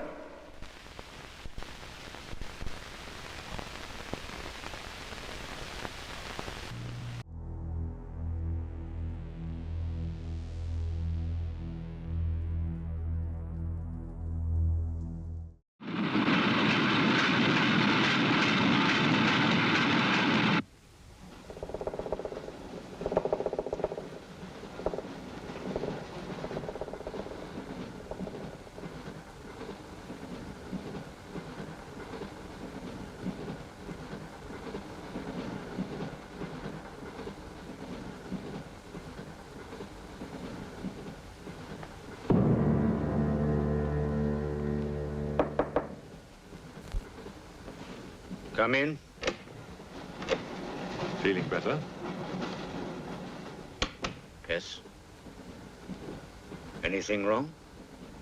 That woman who was killed. The engineer, you know, the chess player. He told me that she was an international spy. Yes, I know. Oh, you do? Well, could that fact have had anything to do with her death? What do you think? Dr. Wells and I performed an autopsy on her. Her brain was completely smooth, just like the baggage man's. Everything had been erased. Now, I have a theory about this. I'm only a policeman, Professor. I don't have much education. Well, I'd make it simple. Supposing that creature, the one you killed, was capable of taking ideas directly from other people's brains and transferring them to its own. You mean it sucked other people's brains? Absorbed through the eyes. That was our first clue, the eyes going white. Then, if the beast had absorbed your brains, all of your education would have gone into its brain. It would have been as clever as you. Much more so, because what it had taken from me would have been added to the learning that it already had. Professor, spy, baggage man, and thief. What was the creature looking for? Well, that we'll never know, now that it's dead. And yet... What? A creature like that. How would it ever die? Inspector? What is it? I found this. The animal had it. The animal had it? Give it to me. It belonged to Count Petrovsky. How do you know?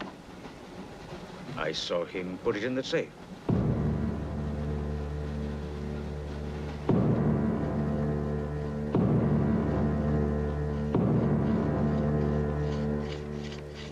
Steel, harder than a diamond.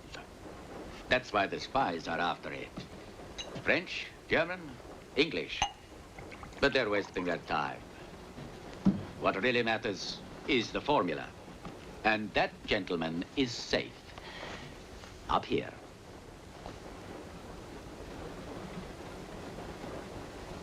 What happened to the girl? The spy? She's dead. The fossil, or whatever it was, killed her. But there's no more danger, Countess. Beast is not dead. I put 4 bullets into him. You think evil can be killed with bullets? Satan lives. The unholy one is among us. Oh, Shamo, Shamo, Shamo.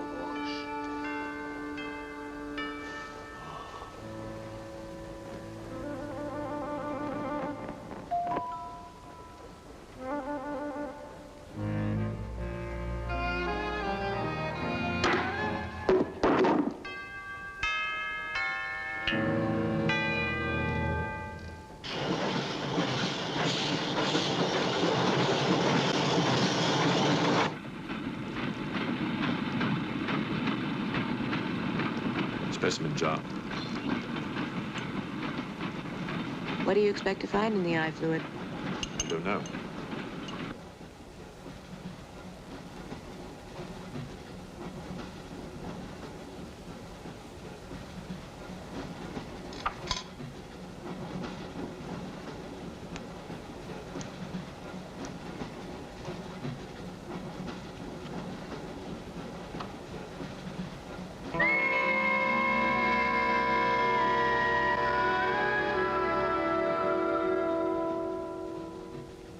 This is incredible. What?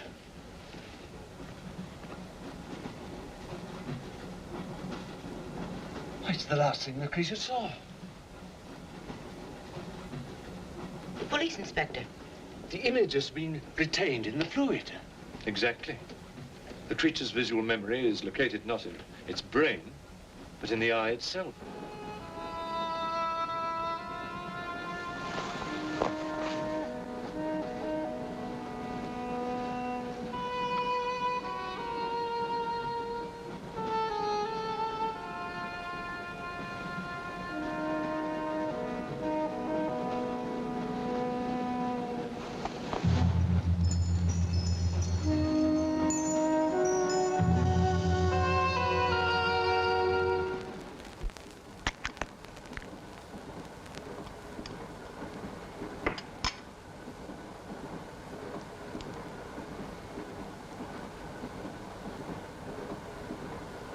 Can you identify anything? It's a brontosaurus. A pterodactyl.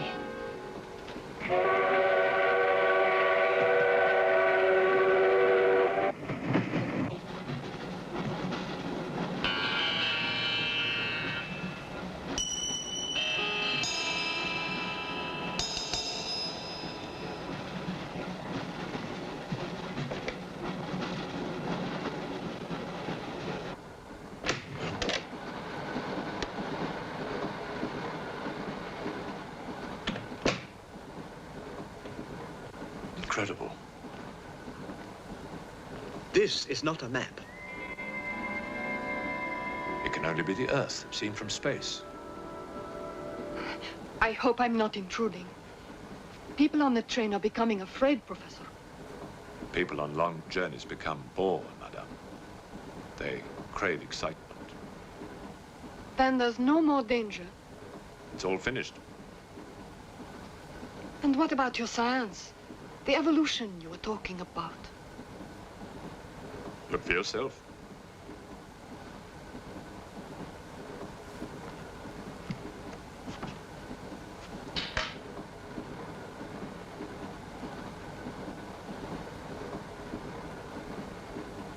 Come here, Pujadov. There's something I want to show you.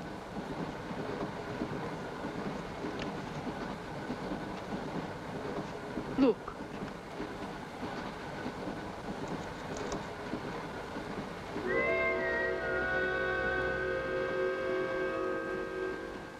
Bоже мой.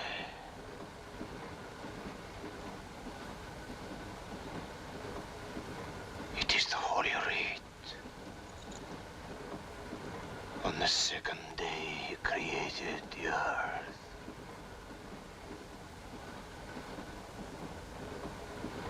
Where did you get it? There, from the creature's eye.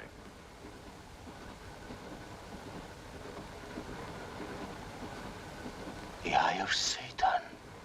Nonsense. There's a scientific explanation. You know it? No. Not yet. Before the fall, before Satan was banished from the throne of God, the evil one looked down from heaven and did see. Rubbish!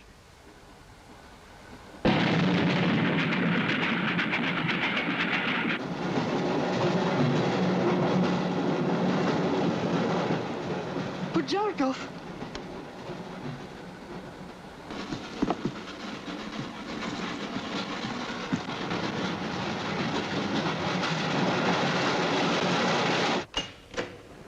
Pujadov. Where is he? I don't know. He's gone mad.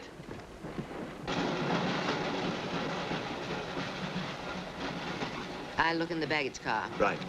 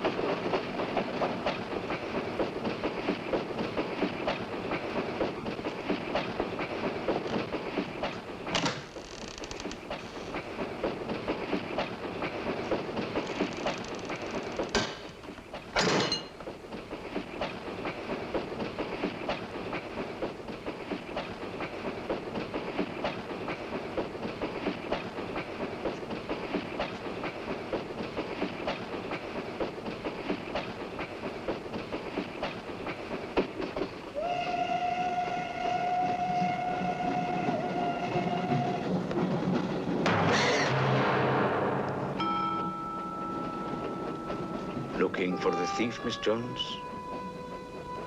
You know about it. What's all the fuss?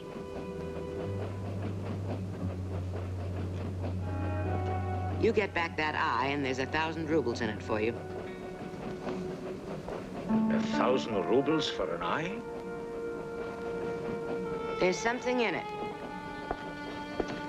Pictures. Pictures of what? Pictures of the Earth in prehistoric times. Pictures of the Earth seen from space. Who else has seen such pictures? Dr. Wells, Professor Saxton, and that pretty countess. I see.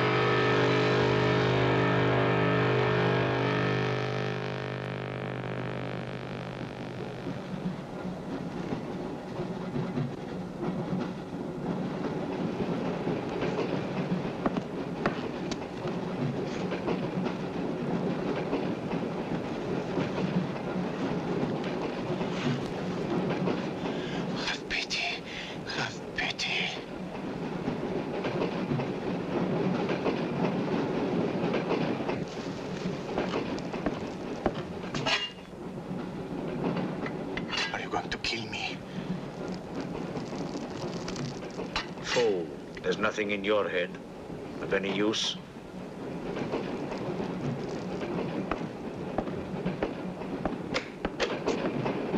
Another killing.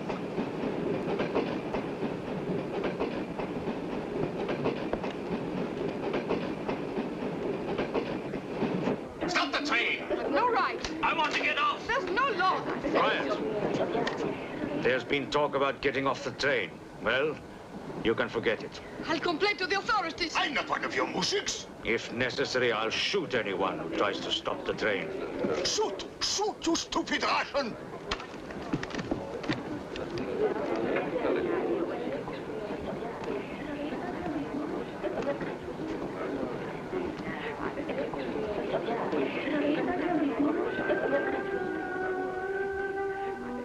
Who else has seen such pictures? Dr. Wells, Professor Saxton, and that pretty countess. Wells, Saxton, countess. Wells, Saxton, countess. Wells, Saxton, countess. Professor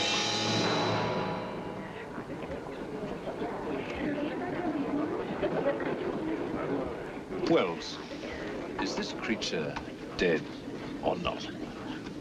If it is, who killed Miss Jones? Do you have any idea? No, Inspector, I haven't, but I've asked the conductor to wire ahead to stop the train at the next station.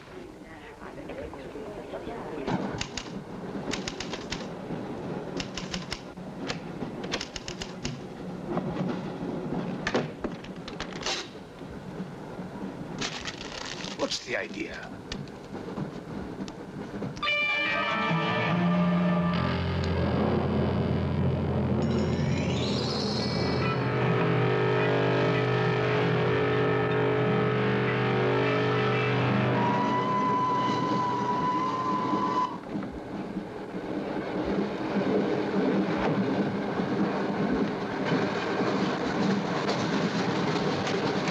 Tell me who you are.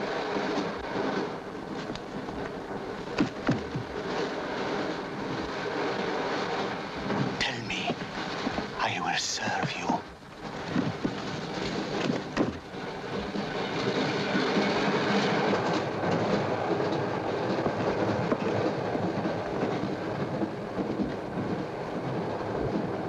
I want to help you.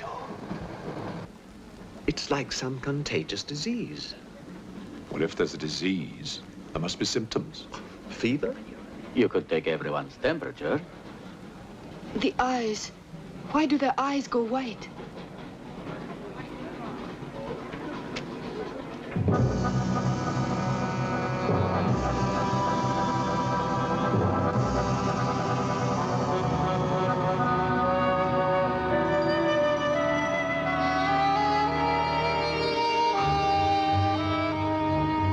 Do you think it's true what they say about those horrible white eyes? Oh, that part is true enough. Ah, Inspector. It's only you now. What about me? Your eyes. We must examine your eyes, too. Certainly.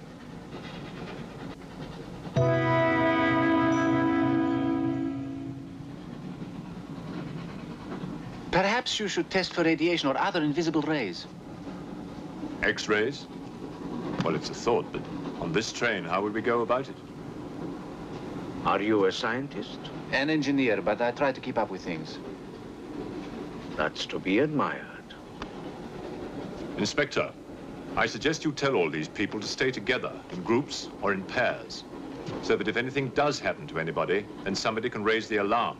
On no account must anybody be left alone.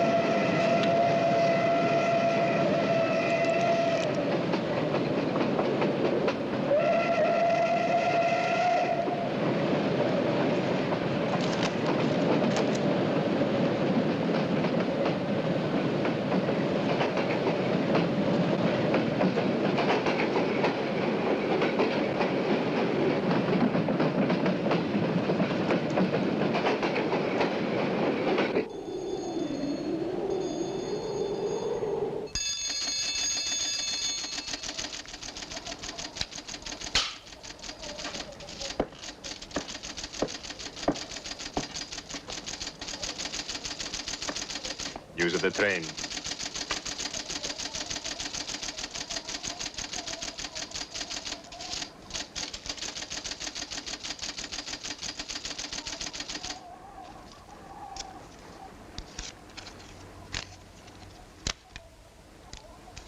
The train will be here in exactly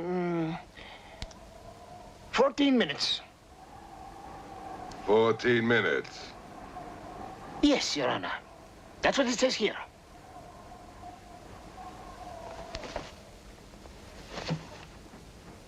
Doesn't say it in words, Your Honor, but in code. It's like another language. I know about telegraphs, little papa. I know about trains. I know about electrical currents. On your feet, everybody. Outside, full pack. Even though I still believe in God, I don't like to be made a fool of. No, Your Honor. I wouldn't do that. Tell me, little father. You believe in the devil? Yes, Your Honor. Oh, good. Send a telegram. Tell him that Captain Kazan He knows that a horse has 4 legs. He knows that a murderer has 2 arms. But still, the devil must be afraid of one honest Cossack, hmm?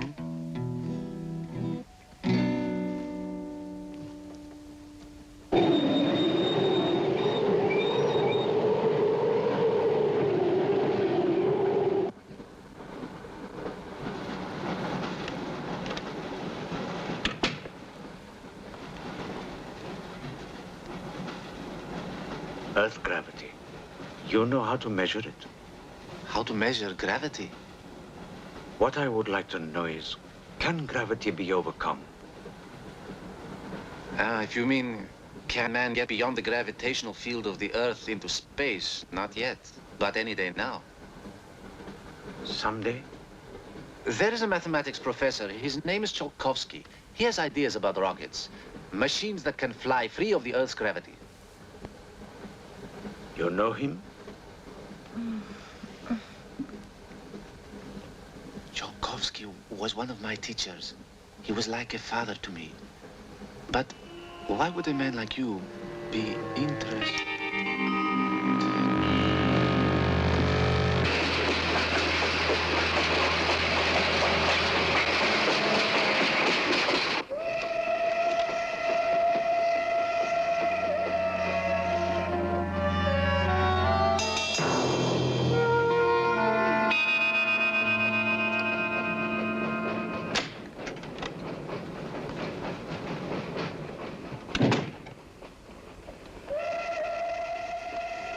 What do you think is behind all this, Excellency? Look at this. That's what we saw under the microscope. It shows the Earth as it might look from space. What does it mean? It means that millions of years ago, something, some form of intelligence, came to the Earth from another planet. The atmosphere of the Earth was new to it, different.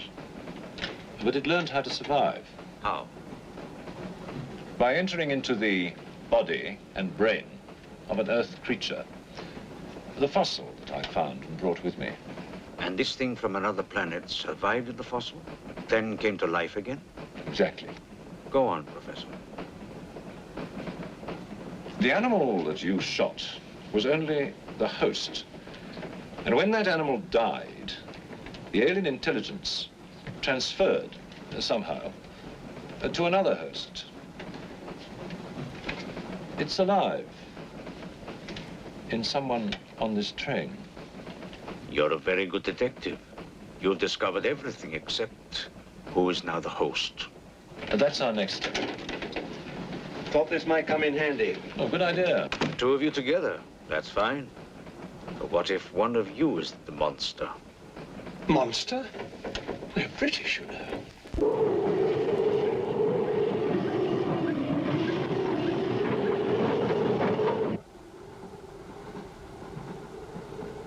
But you must have seen something. I told you, I was asleep. He knew about the white eyes. He told me. When you fell asleep, the lights were on. And when you woke up? They were off. Are you sure? Positive. It was dark. I put the lights on. And that's when I found him beside me. When we did the test, the lights were on. Master.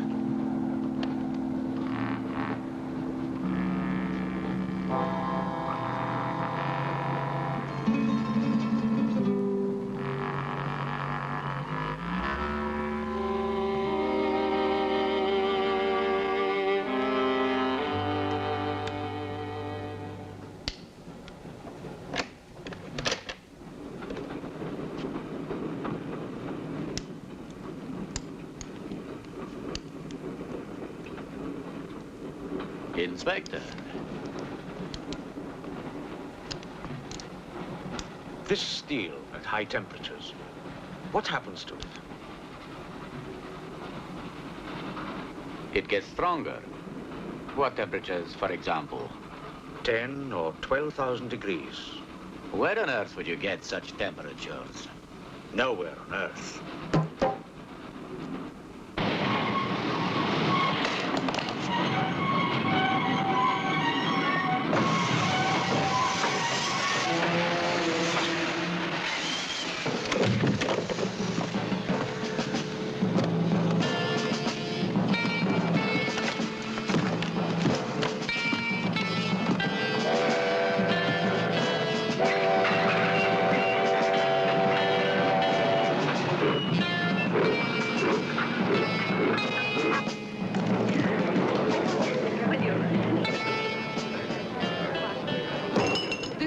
hear of this, I'll have you sent to Siberia.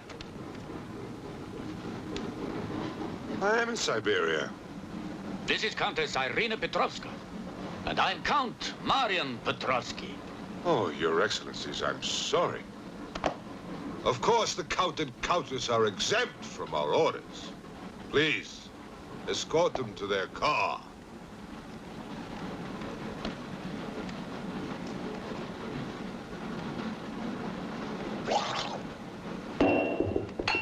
Peasants. Peasants!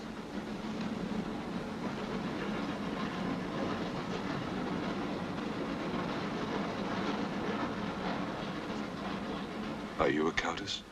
I'm an American, and I'm not accustomed to being bullied by foreigners. That man, he's the one who wouldn't let us get off the train. He's responsible.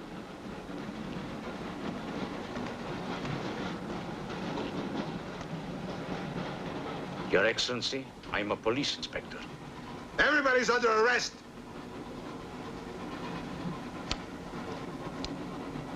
Including you. Who are the killers? Who are the troublemakers?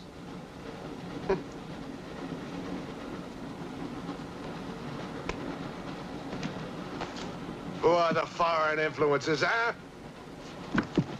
Oh!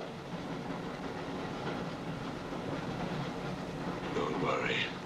I'll smoke them out. What's he raving about?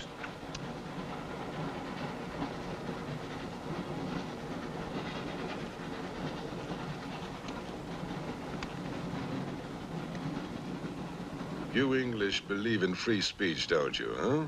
Certainly. If instead of babbling nonsense, you'd investigate this properly. Oh, this is outrageous. Oh. So, you are a police inspector, huh? Yes, Captain. Mirov is my name. Mirov? Oh, Mirov. That's a good Russian name, Mirov.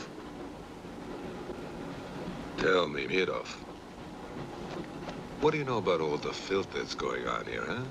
Filth? Oh, come on, Inspector. Certainly you know what I'm doing here, don't you? You just point out the suspects, and I promise you I'll get the truth out of them. You're mistaken, sir. Mistaken? Fool!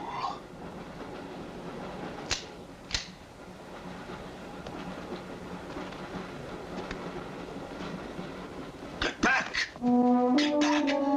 Back! Or I will put the curse on your heads.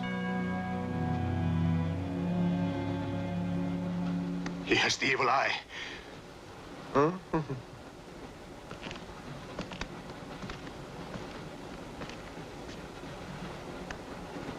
Beware the wrath of Satan.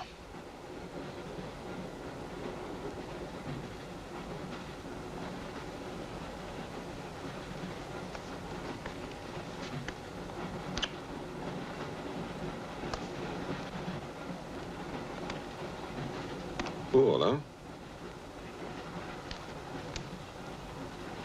On your knees, monk.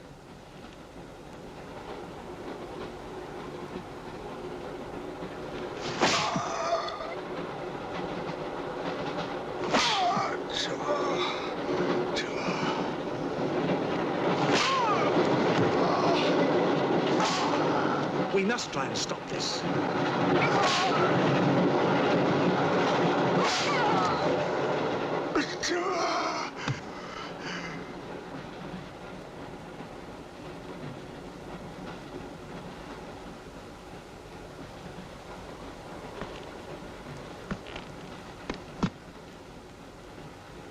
He was trying to protect you. Why? He's mad. Who are you? I told you, a policeman.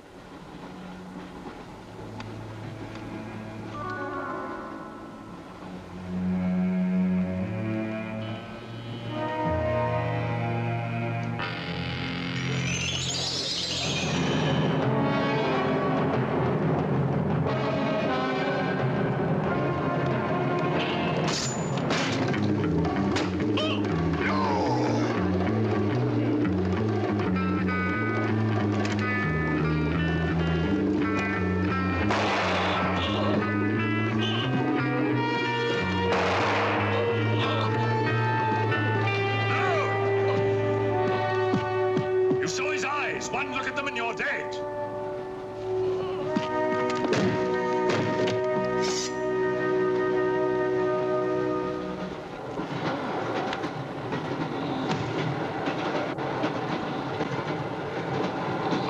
Coming to me, Satan. Thine is the kingdom and the power and the glory.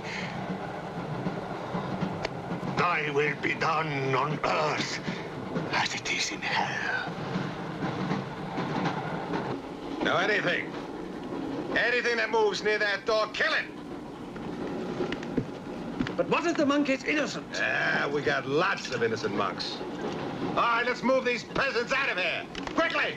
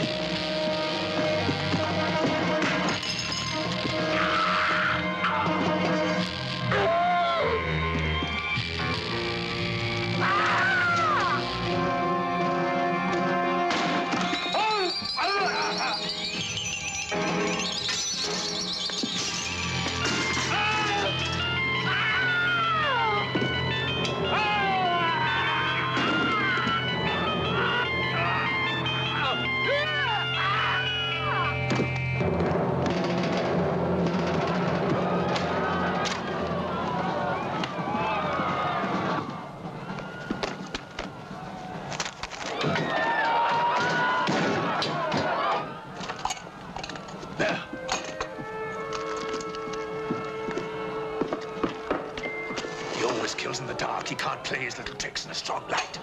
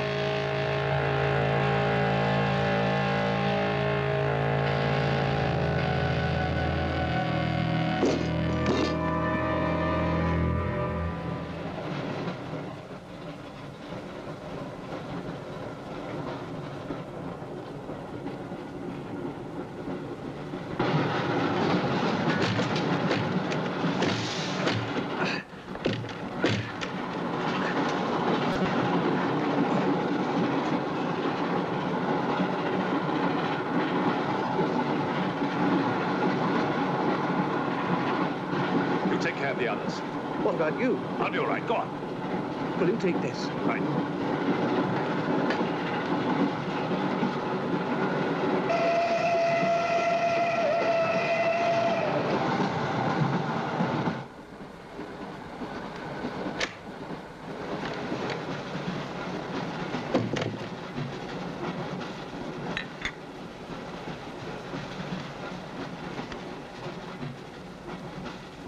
You know, in spite of everything, Pujatov had a certain affection for you.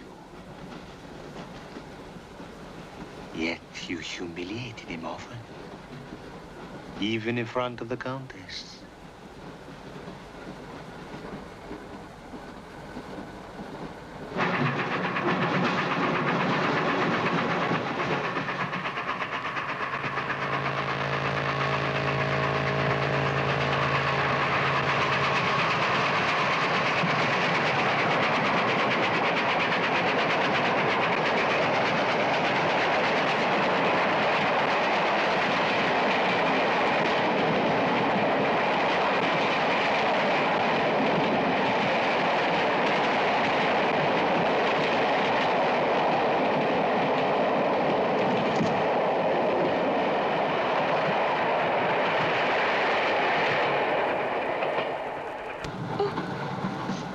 He's dead.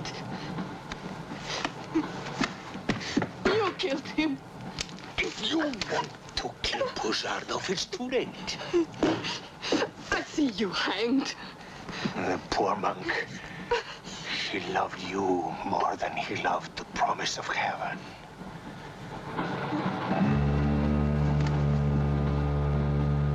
Over there.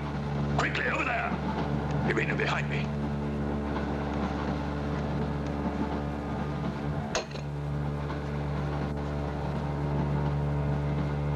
It would be a mistake to kill me. Who are you? In words, it's difficult.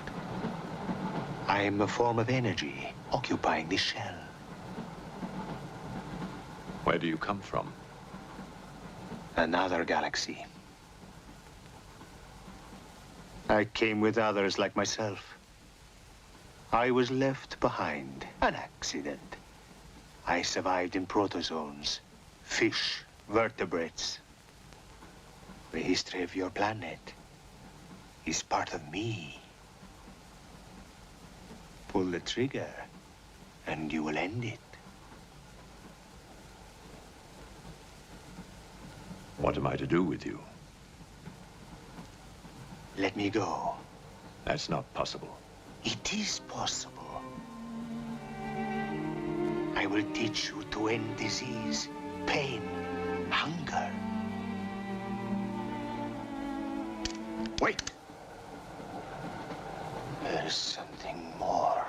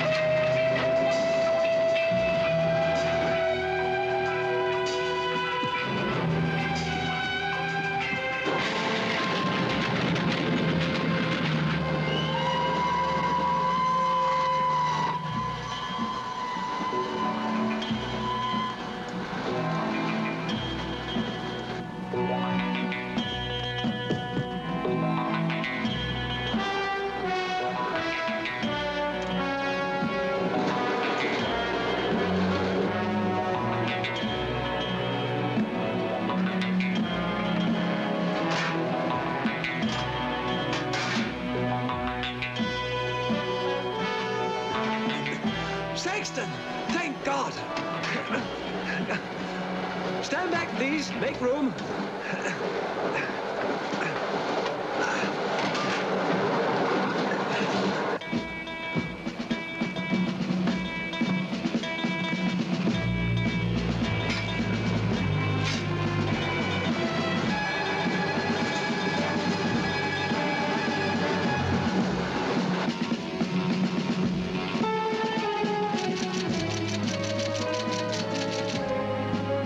Bosco says to stop the express when it goes through the switching point.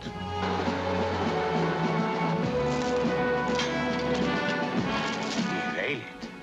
That means killing everybody on board. That's what it says. Maybe there's a war. Maybe it's war.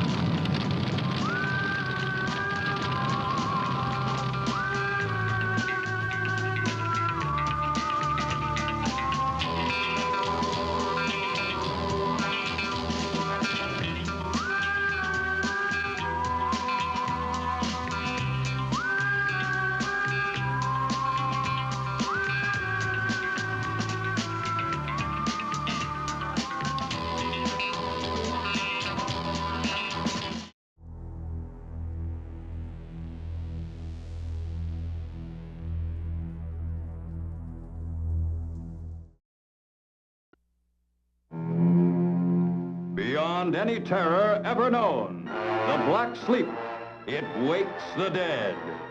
5 of the screen's greatest horror thrill stars, Basil Rathbone, Akim Tamirov, Lon Chaney, John Carradine, Bela Lugosi, and these beautiful women in their power.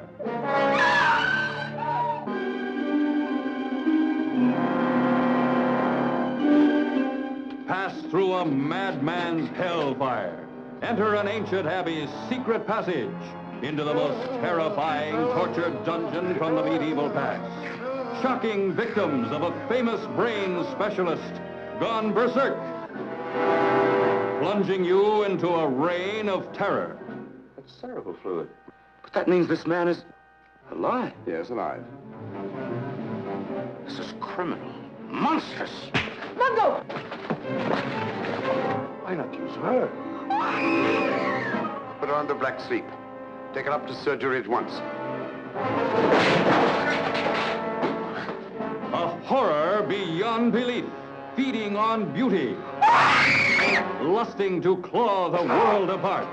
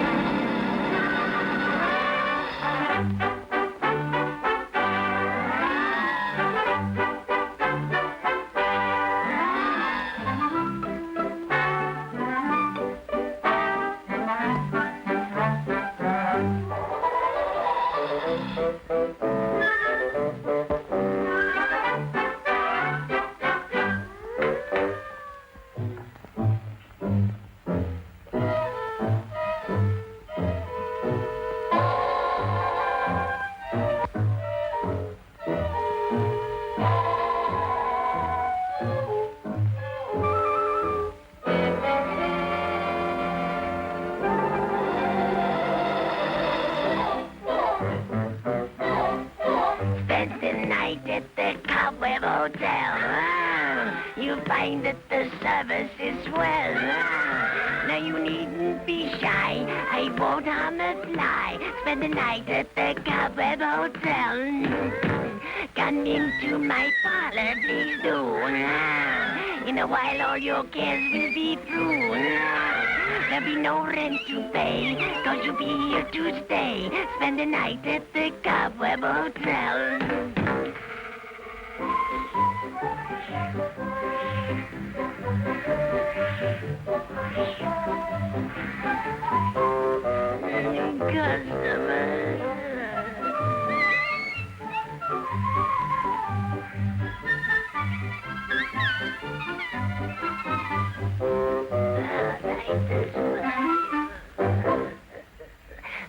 The register.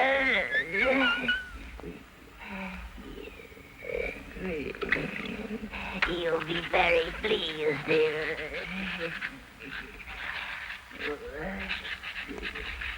Newlyweds. Thank you. Now make yourselves at home while I prepare your room. I'll be right back.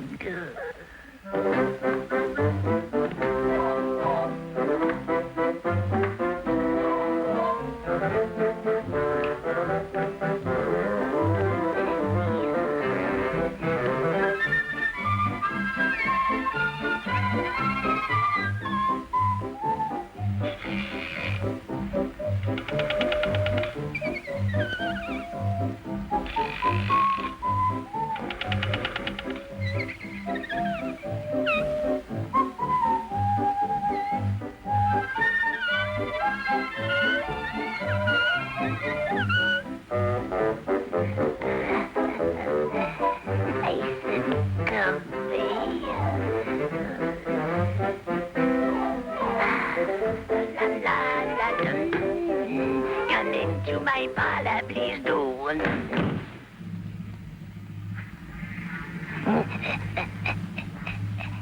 Here is your sweet.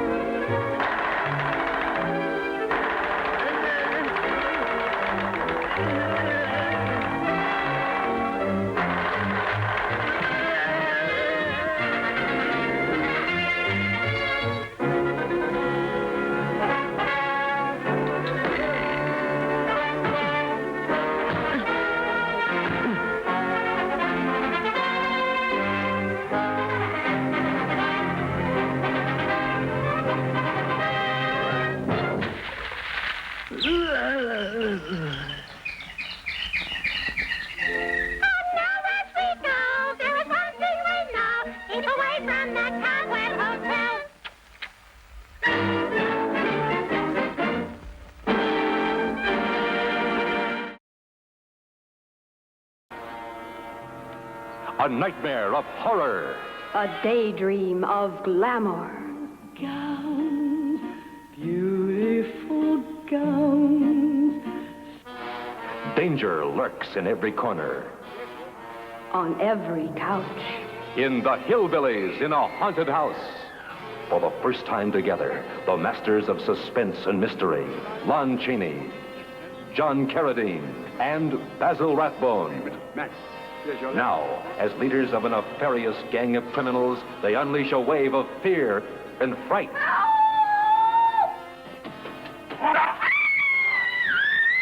In Hillbillies in a Haunted House. A jamboree of songs. A galaxy of stars. We're on our way to a swinging jamboree. Yeah! The all-American sweetheart, Molly B.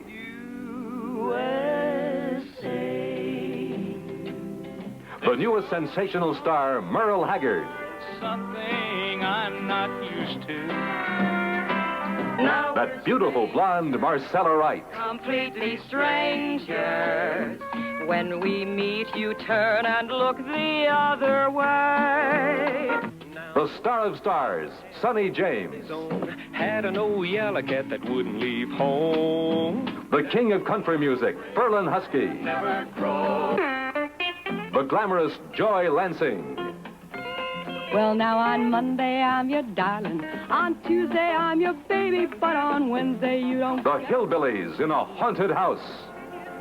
Oh, well...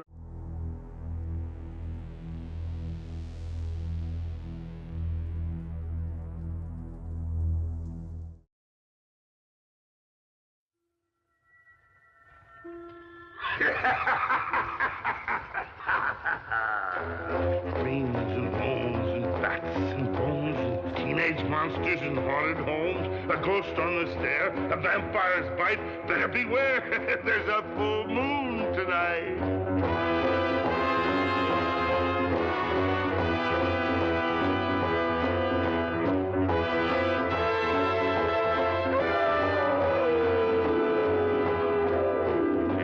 Spiders creep and crawl, boys and ghouls having a ball. Frankenstein, Dracula, and even the mummy are sure to end up in somebody's tummy.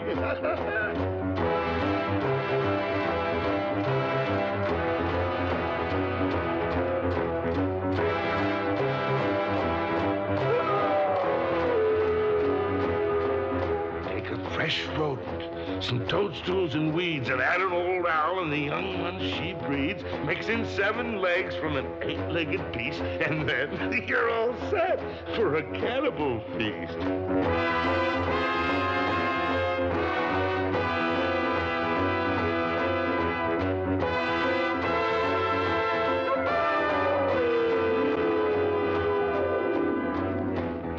Sit round a fire with this cup of brew, a fiend and a werewolf on each side of you. This cannibal orgy is strange to behold, and the maddest story ever told.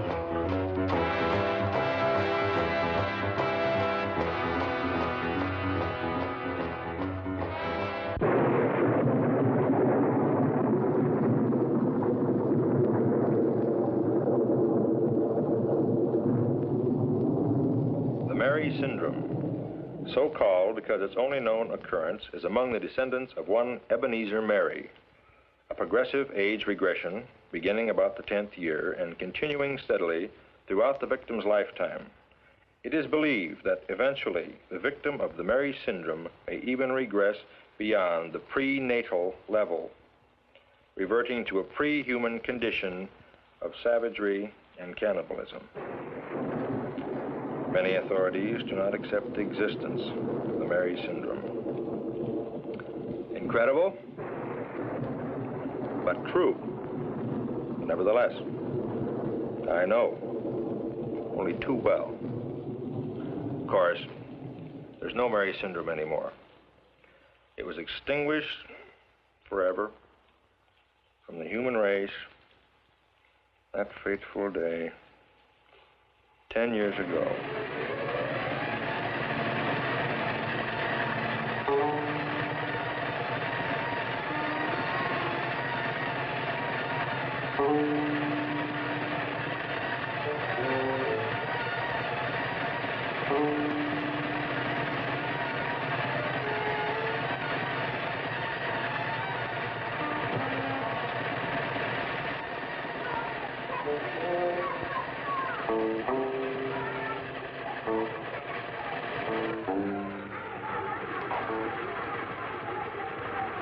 Can you tell me where the Mary House is?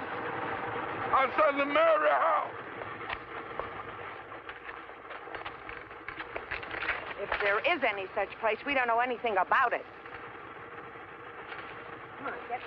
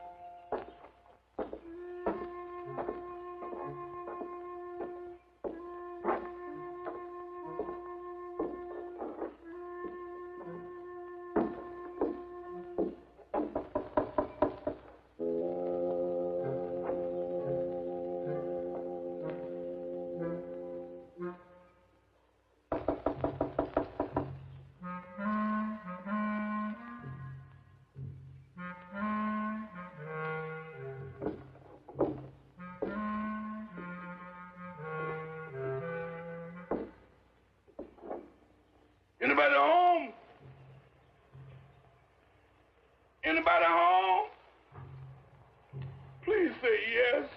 going home?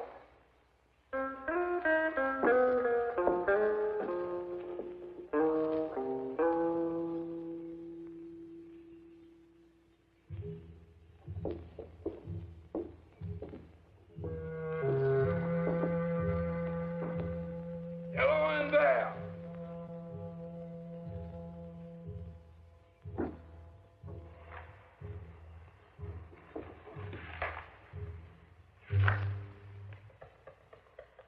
Hello.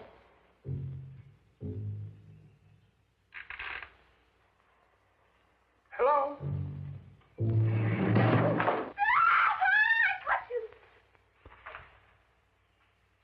I caught a big, fat bug right in my spider web.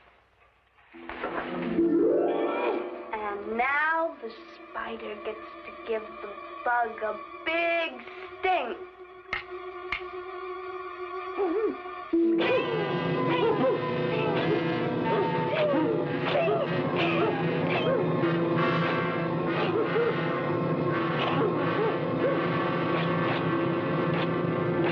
Virginia! Virginia, are you crazy? Now look what you've done. You're bad. Bad. Bruno's going to hate you.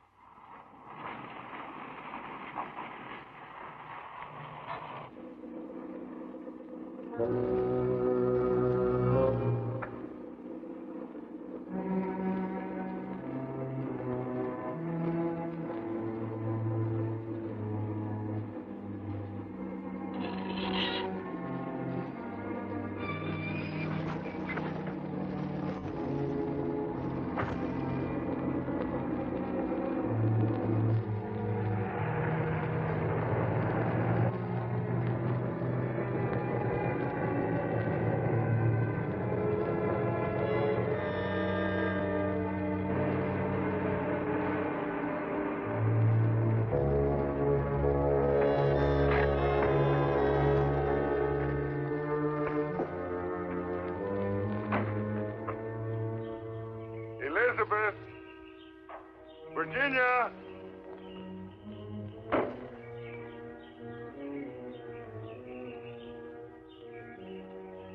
Elizabeth! Virginia! Elizabeth!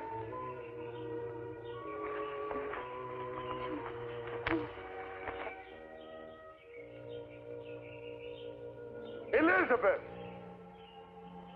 Bruno, Virginia hurt somebody real bad. You ought to hate her. Elizabeth, how many times have I told you it's not nice to hate?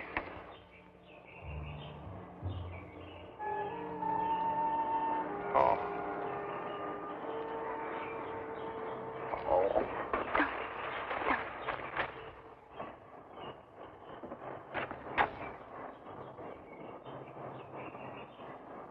One time I leave them alone. And now this. Elizabeth, I trusted you. I left you in charge. It's not my fault. I didn't do it. She did it. She was playing spider. You should hate her. No. I left you in charge. Virginia! Virginia, you come here right now. Ralph! What?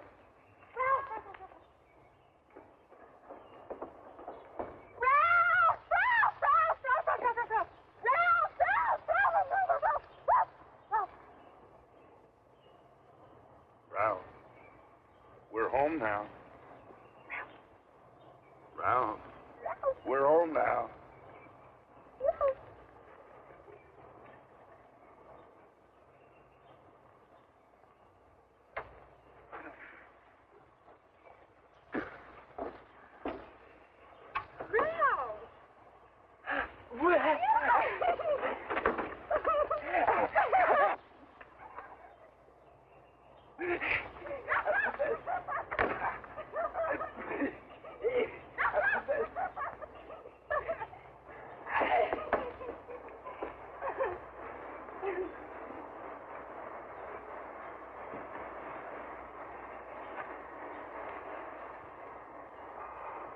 Virginia, now you stay right there. Sit down. Sit down. You too, Elizabeth.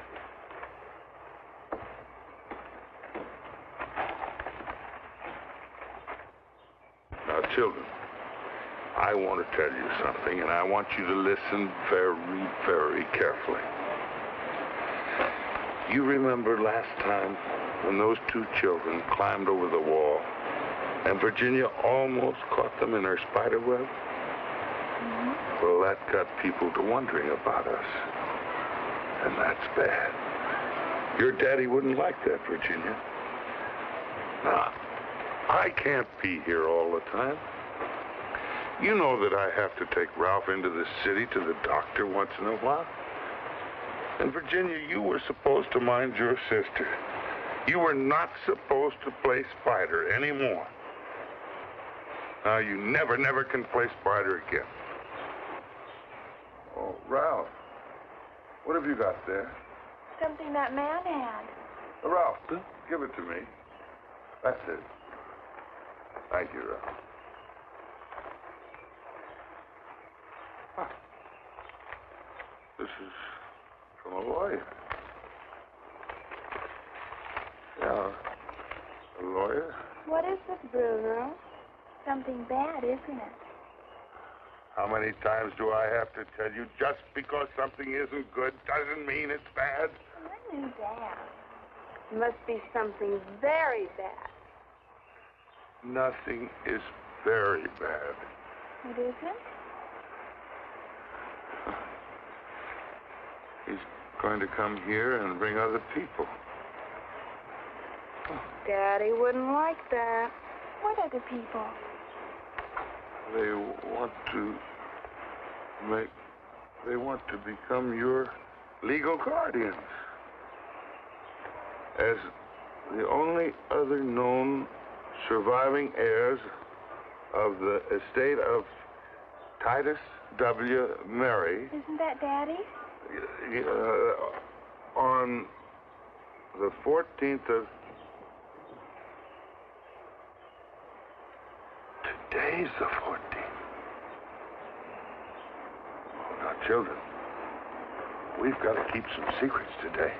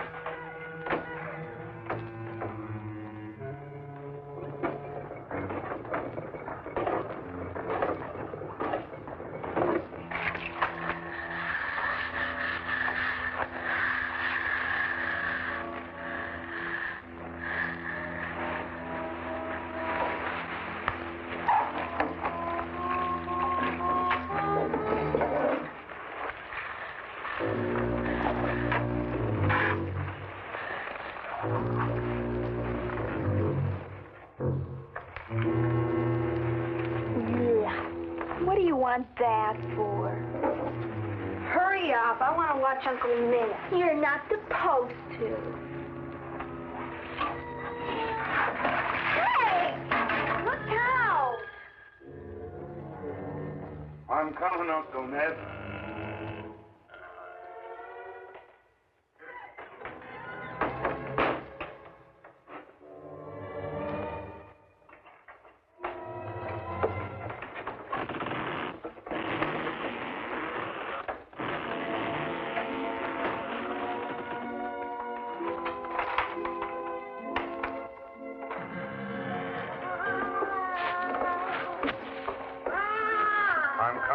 Clara. Aunt Martha. I'm coming, Uncle Ned.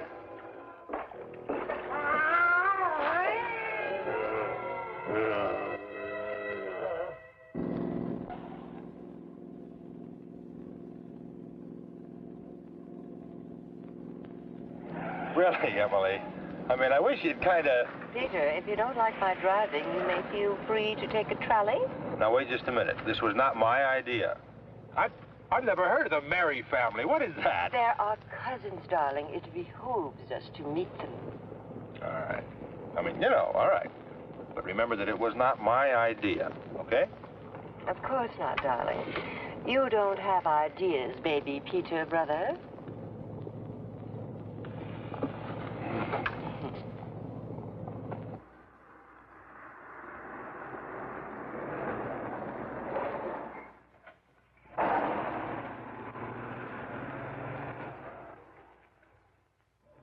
What in the world makes you think this is the right road? It's got to be.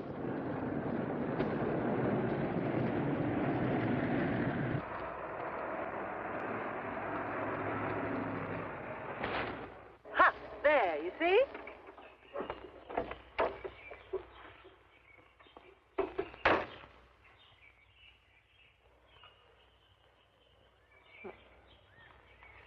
So, this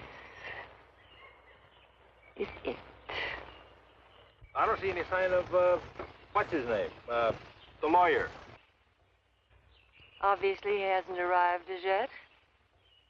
The caretaker here probably went to meet him in a horse and buggy.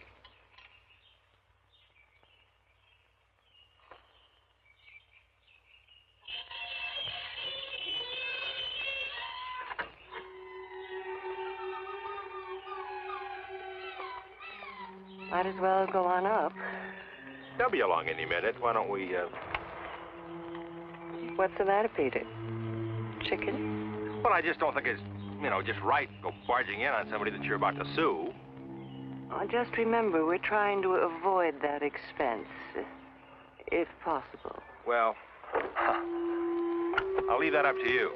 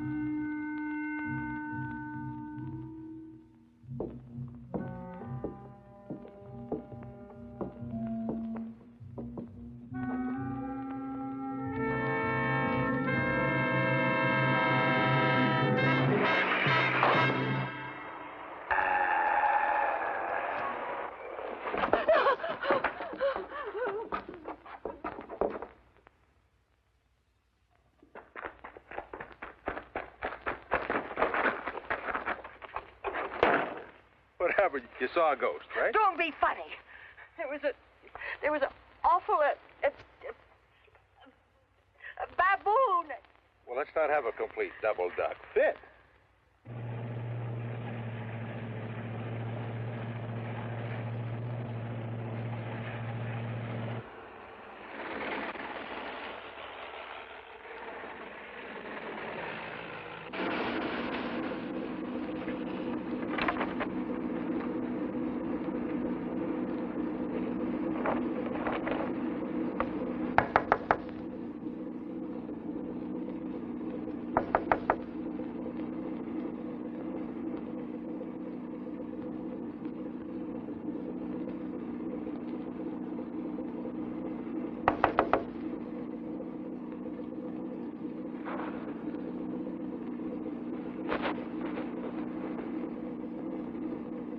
Mr. Stalker, I think he means that you open the window from inside. Yes. What's going on here? Why have we stopped? They're blasting up ahead, sir. They're what? Blasting, sir, for the new highway. Oh. Well, better wait it out, I suppose. Yes, sir. They won't be long, sir, Mr. Shocker. The name is Schlocker, Mr. Bruno. Oh, please, sir. Bruno. Just plain Bruno, sir. Oh, very well, Bruno. I want to tell you I appreciate your cooperation in this matter. I wasn't expecting it, frankly. Cooperation, sir? Well, yes. To tell you the truth, I was fully prepared to avail myself of the services of a marshal, should it be necessary. Well, thanks to your cooperation, it isn't. I appreciate that, and I'll do my best to see that you're not forgotten. Forgotten, sir? I don't quite understand.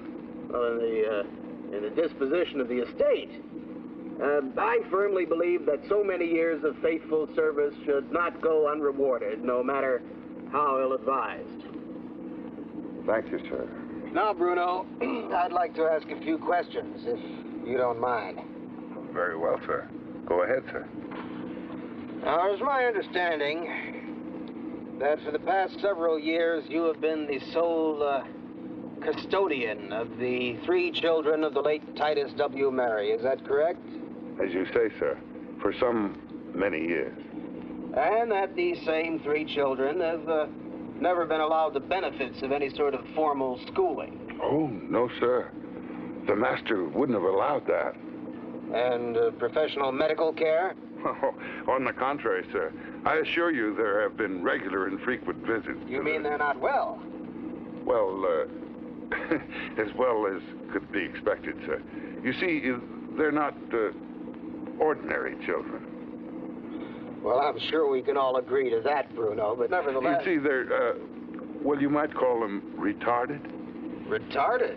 Well, I should think so. Nearly full-grown and never a day of school. Oh, sir, I don't think you understand, Mr. Shocker. I'm afraid you don't understand, my dear fellow. There are properly qualified institutions for the care of the deprived, especially when there are substantial estates to be administered. Frankly, I find the whole affair rather shocking. I may add, there are proper judicial remedies for such abuses.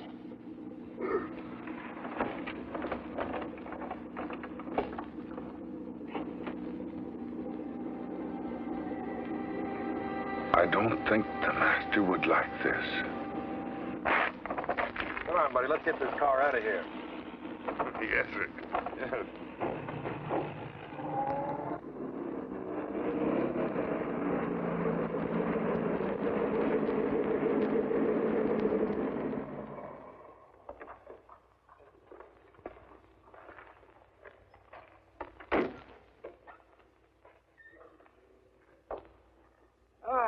My dear Miss Hall, so nice to see you here. And the young Mr. Hall. Hi, Slocker, how are you? Good to see you, my boy. Petey, this is my secretary, Miss Morris. Hi, Miss Morris. How do you do? Hi. Skip the rest of it, Schlocker. Let's go in and take a look at the place. Oh, yes, I've been away from the children too long already. You just follow me, and I'll show you where to park your machine. But if I may ask a favor, please, please treat the children tactfully. You see, they're not accustomed to strangers, and they might act wild if encouraged.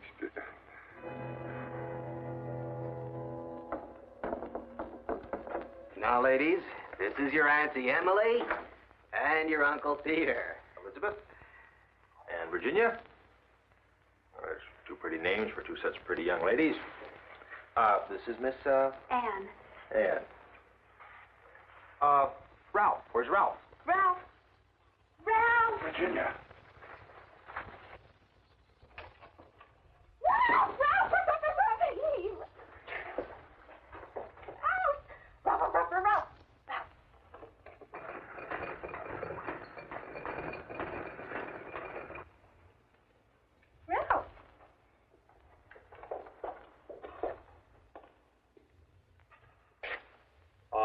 he's all right, Emily.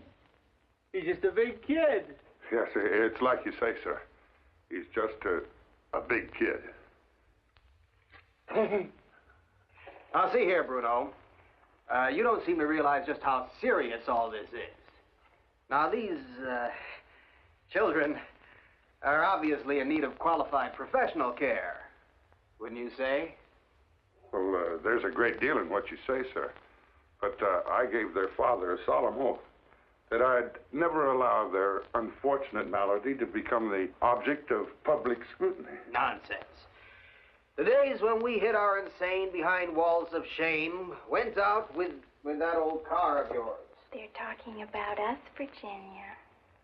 I know. But, Mr. Shocker, an oath to a dying man, that can't be taken lightly. Now, Bruno, what do you mean by malady? I mean, well, I've seen backward kids. Is it? Well, no, it's more than a retardation. It's sort of a regression, a progressive deterioration of the mental faculties, a rotting of the brain, so to speak. It begins in late childhood and progresses rapidly, ultimately resulting in physical deformity, rather like the last stages of paresis. Really that bad?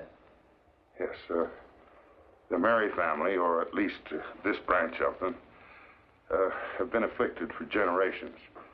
And I'm sorry to say, sir, I think this is the last generation.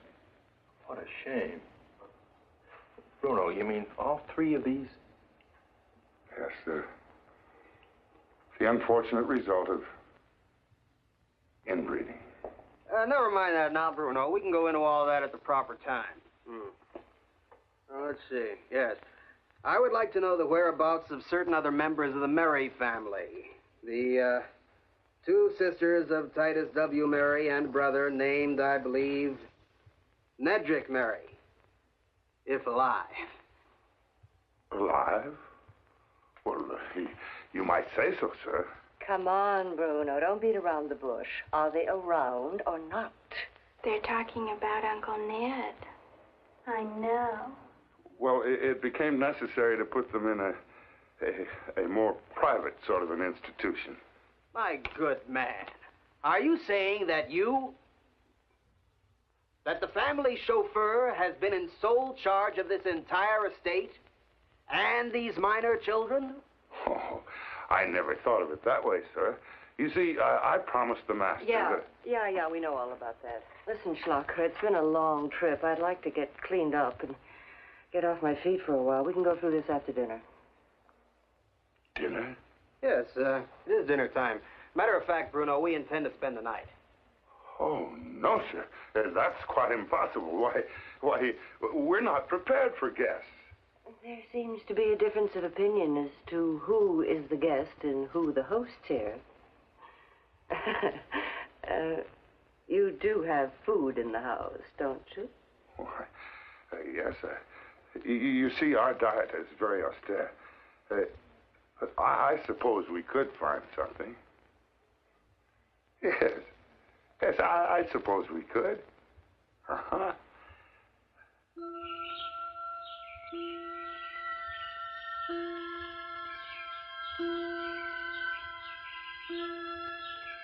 I smell a bug.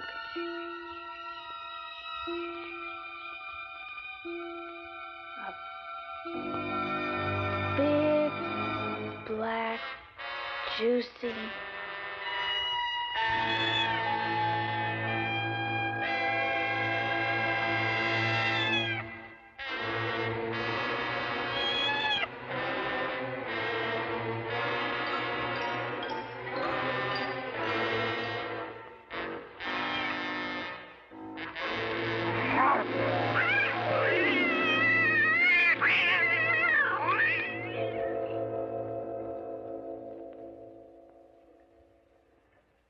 Proud of you, Virginia. You're doing so well.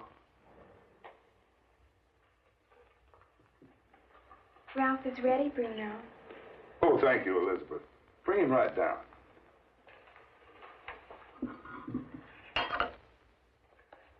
My My dear, there's no doubt in my mind that we have here an absolutely clear-cut, prima facie, open and shut case. Great.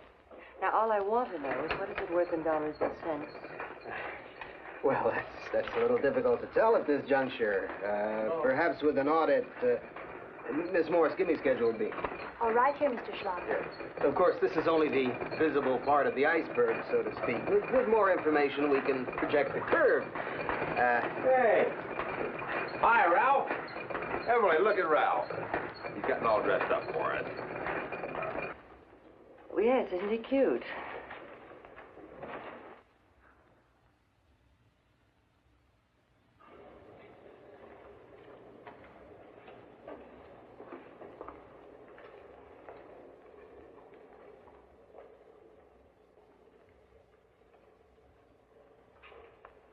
Ladies and gentlemen, dinner is served.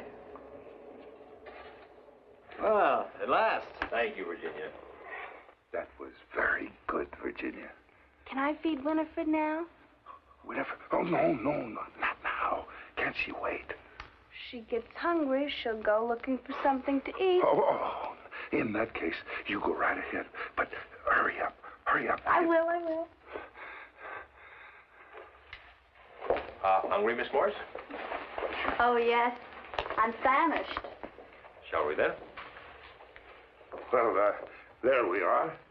Just sit wherever you like. We're not very formal here at Mary House. We haven't had guests in a long time. No, it's been a long time. I might add that it's a great pleasure. You can sit down now, Ralph.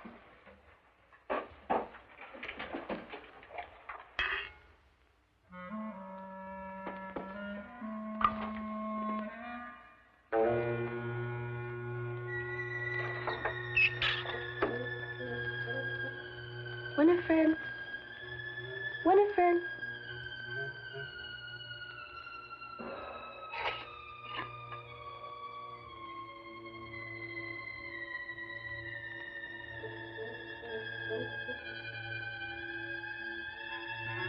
Barney, you came back. Naughty Winifred. You didn't tell me. Virginia, we're waiting for you.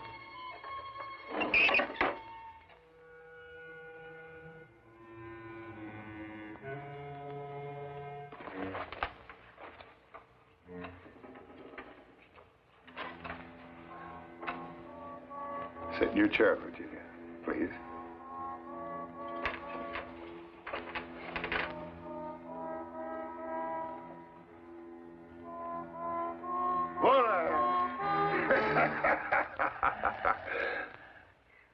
What is that?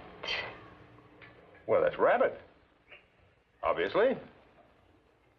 Not bad, Bruno. Looks done to a turn. Thank you, sir. I hope you enjoy it. You know, we're very fortunate to have meat for our guests. You see, we're vegetarians. Vegetarians? It's dead. We don't eat dead things.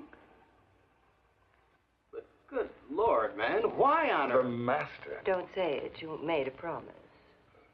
It was no idle whim, I assure you. The master knew of the grave danger. The danger? Yes, Bruno. What is that supposed to mean? Well, the master believed, and he should know, that the eating of flesh would hasten the progress of their condition. No, I've heard everything. Wait a minute, Bruno. Now, you mean like that old story about the lion cub who's actually tame until he gets his first taste of fresh meat, right? I'm afraid it's even more serious than that, sir. Well, whatever that is, rabbit or whatever, I pass. Well, it looks good to me. Hey, I'll carve. Thank you, sir. Carry on. Oh, and I must tell you all, you have Ralph here to thank for providing it. Is that right? Good for you, Ralph.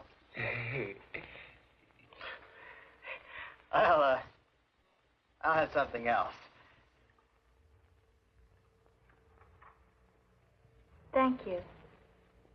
What do you call these? Ah, a rare treat. Our favorite dish. We call it souffled fungi. What? Mushroom, Schlocker. Oh, mushrooms. Yes, a real staple. They grow profusely on the grounds. And did Ralph? Oh, no, no. Virginia provided these. You see, she has an uncanny knack for picking only the non-poisonous one. Come on, Schlocker, let's not hog this stuff. There you go. Thank you, Uncle Peter. Thank you, Uncle Peter. Hey, Schlocker, you certainly can't say they're not polite.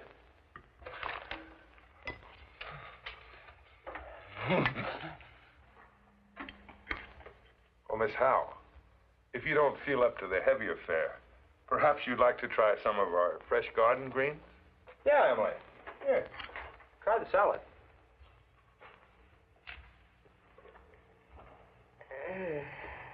Allow me. This thing isn't dressed.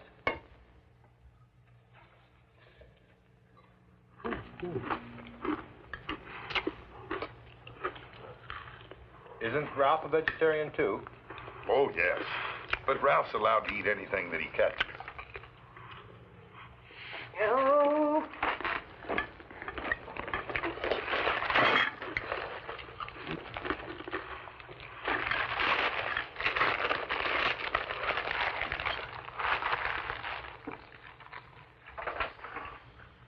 Emily, this is very good. You don't know what you're missing. Well, as I told you, our diet is very austere. But it's most healthful. You know, that's great. I think everybody ought to eat like that. Oh, we have our delicacies, too. But they're not in season right now.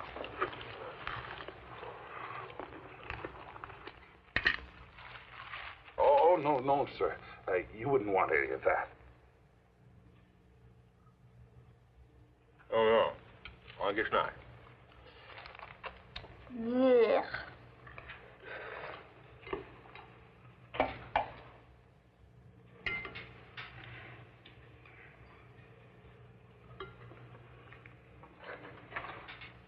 What do you think about spending the night now, Emily? You couldn't drag me away, Peter. Good show, my dear. I'm with you. Oh, it's like I told you, sir. It's absolutely... Well, there's nothing more to say, Bruno. Now, let's make things easy on yourself. We want to be fair. The sisters can move in together, and you and, Ralph. Well, we might do that. Oh, no, it's quite impossible. It's too dangerous. Hey, you see, this is an old building. The wood is rotten. You'd have to know your way about in the dark. Nonsense. The next thing you'll tell us it's haunted. Oh, no, nothing like that. He means they're vampires. Oh, yes, and werewolves. Are you a horror film fan, Miss Morse? Oh, yes, I love it. Dracula, Frankenstein. And The Mummy? Oh, the Mummy. I love the Mummy. The way he walks. Step scrape. Step scrape. Oh, and the Wolfman. There's going to be a full moon tonight.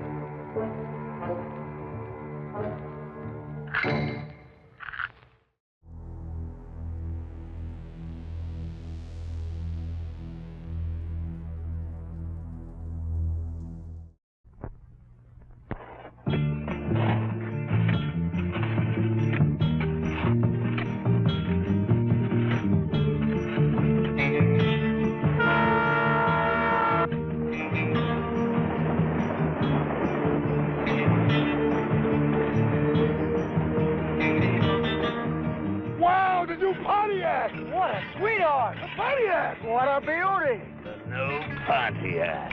What a gas.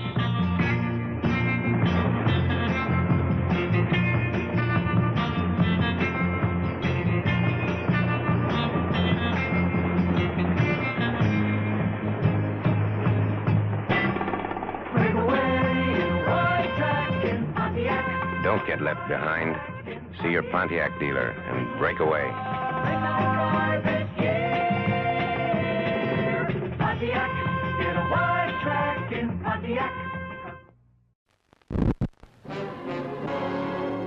Out of the dark, forbidden forest of ghostly, there was created an evil structure that would become a curse to all. This would be known as the frightening, the evil House of the Black Death. See Lon Chaney as the Black Magician who carried out the command of Satan.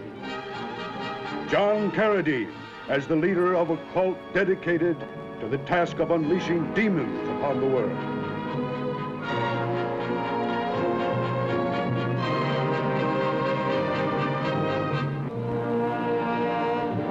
Never before has a motion picture captured the fright, the stark, terrifying horror, the chills, the uncanny thrills that are to be found within the walls of this castle of evil.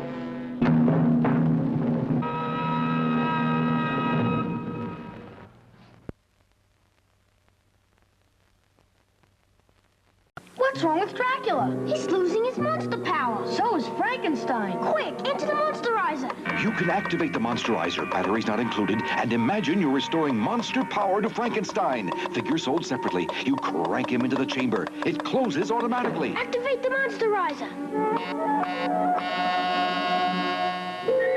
I feel like a new monster. The Monsterizer comes complete as shown. Frankenstein and Dracula figures are sold separately. New from Remco.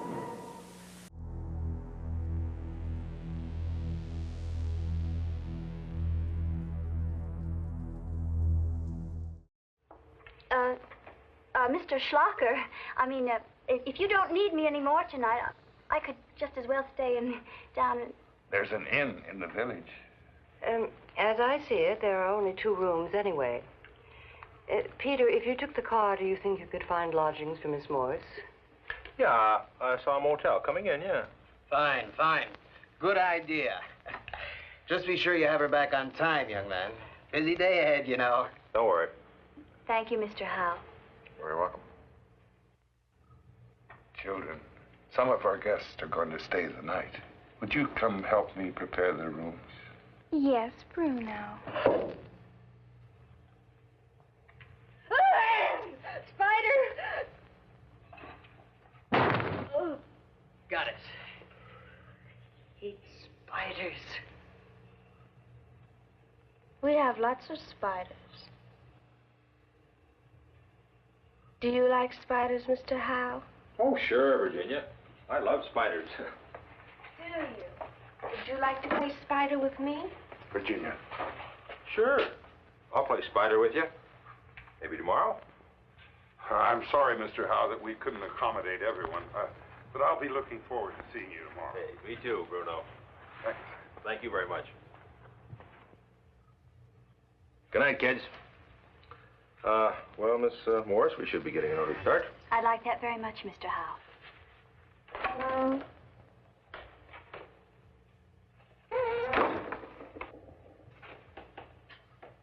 Hey. This is the phoniest setup I've ever seen. There is something terribly wrong here. And I intend to find out exactly what it is.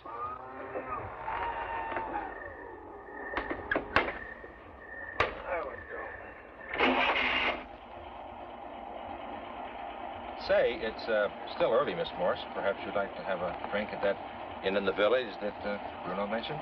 I'd like that very much, Mr. Howe. Oh, and maybe a sandwich if you don't mind.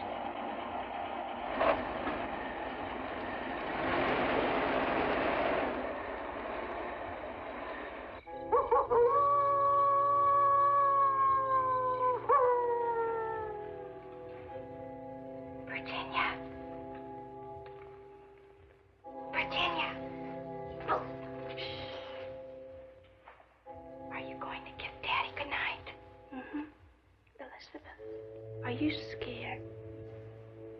Scared of what?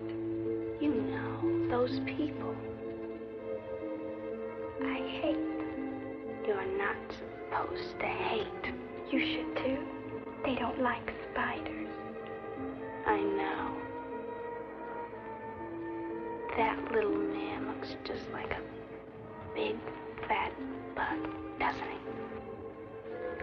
Yes, he does. You know what I'd like to do? Really lots of fun playing spider. Virginia. You bet.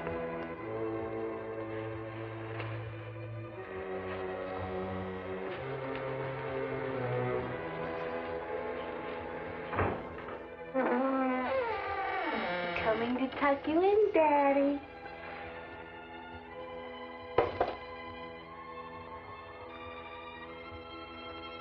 Nighty-night, Daddy.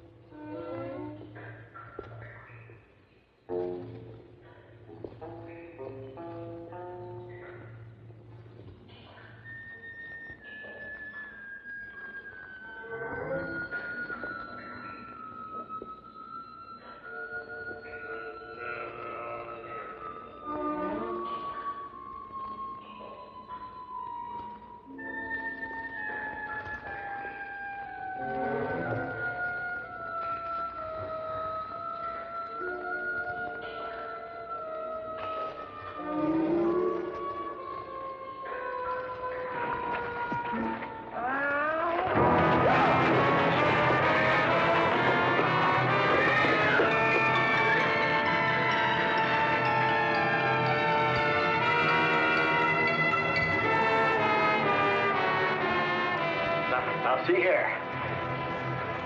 This won't do. This has gone quite far enough. Ladies, beyond the bounds of prudence and good taste.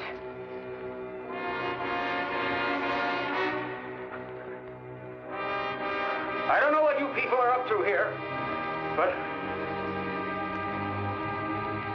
I'm going to have to call in the authorities.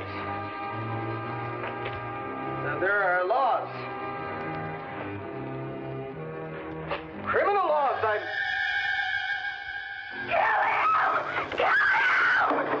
No, this isn't right. There are proper procedures. Oh! Judicial remedies. These things could be litigated.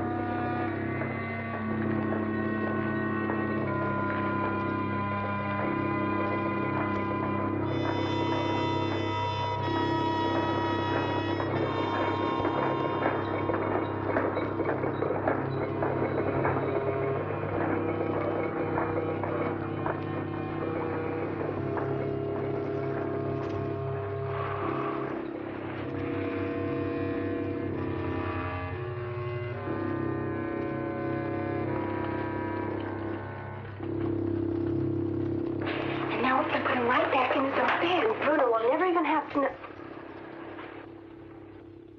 Please don't hate me. I didn't mean to do it. She made me do it. She made me do it, Bruno. Well, he was spying on us. Well, he was going to tell. He was going to tell on us, Bruno. Yes, Elizabeth, he was going to tell. And don't you worry, Virginia. I'm not going to hate you. I knew this was coming someday. But it's so soon. And you really and truly don't hate me? I promised your daddy I'd never, never hate you. You did? You ought to hate him. Elizabeth, I told you it isn't nice to hate. Children, I've got something I want to tell you, and I want you to listen very, very carefully. A long, long time ago, I promised your daddy that I'd take care of you and Ralph forever and ever.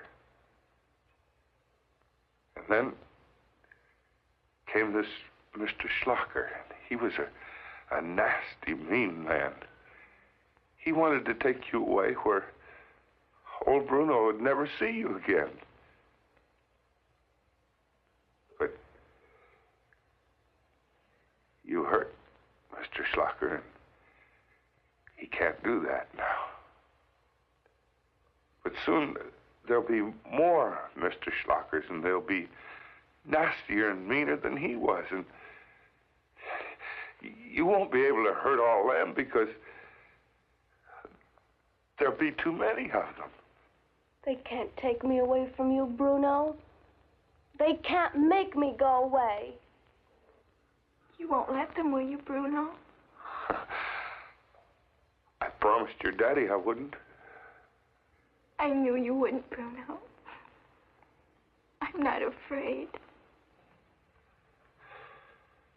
Well, we didn't have much time anyway. Pretty soon, Ralph, you'll be ready to join Uncle Ned and Aunt Clara. And then you... We want to stay here forever and ever, Bruno. With you and Ralph and Uncle Ned. We will. I promise. Forever and ever. We will. You know, I know where there's a nice new toy that'll do a wonderful thing. A toy? Yes. And you can stay up late just to see it. Can we? Uh-huh. Now, I have to go a little ways to get it, but it'll only take me a little while. Please don't go away, Bruno. I'm scared. It won't take but a few minutes. And I'll be back.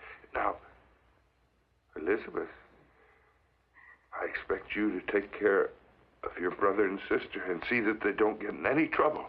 Will you do that? Oh, I will, Bruno.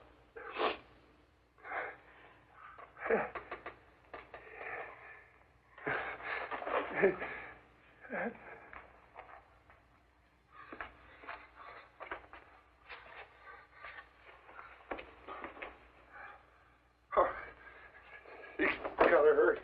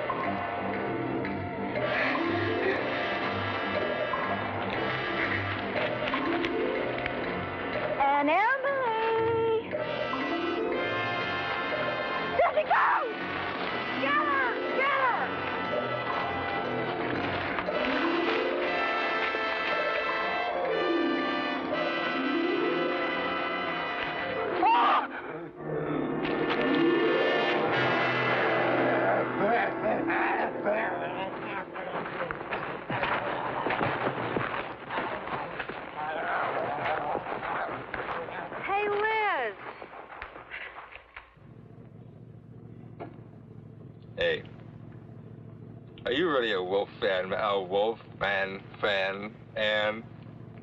Oh, yes. I think that's how every man should be. Like a wild beast.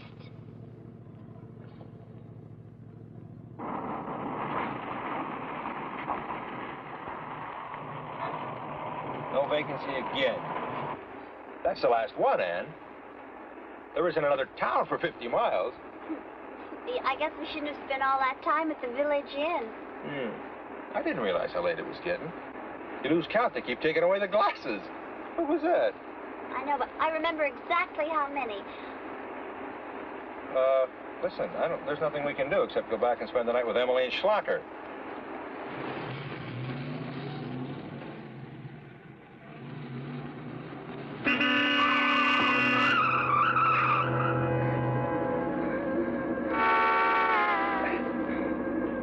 Got it.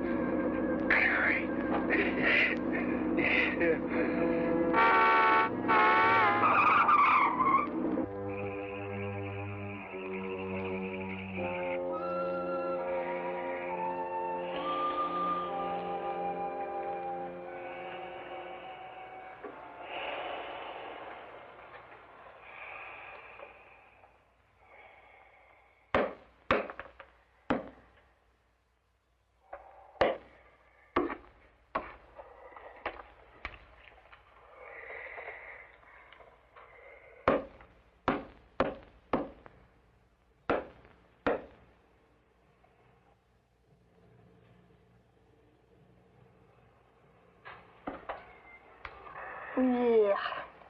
Spiders aren't supposed to eat other spiders. Cannibal spiders do.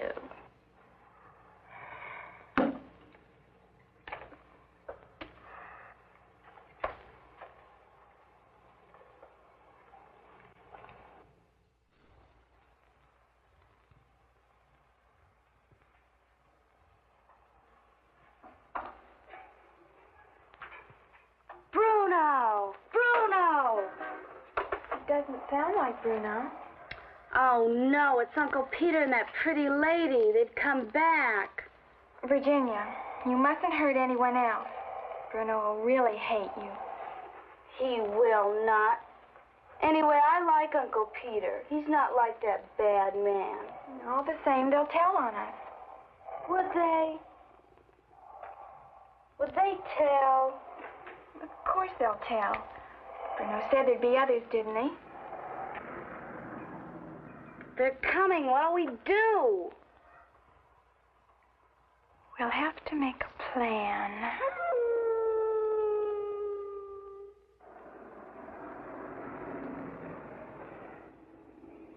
Somebody's up and about. Good. I hope it's not that Ralph.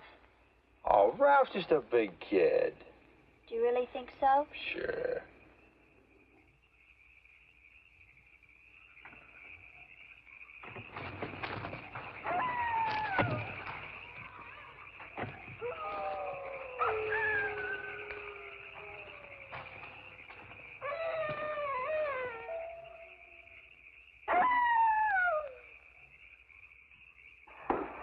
Hi, kid. Hey, it looks as if Miss Morris and I are going to have to spend the night here after all. No room at the inn, as they say. Good evening, Uncle Peter. Uh-huh.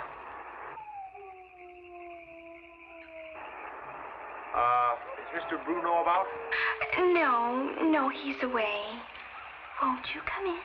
Yes, do come in. Huh? How about Aunt Emily? Is she around?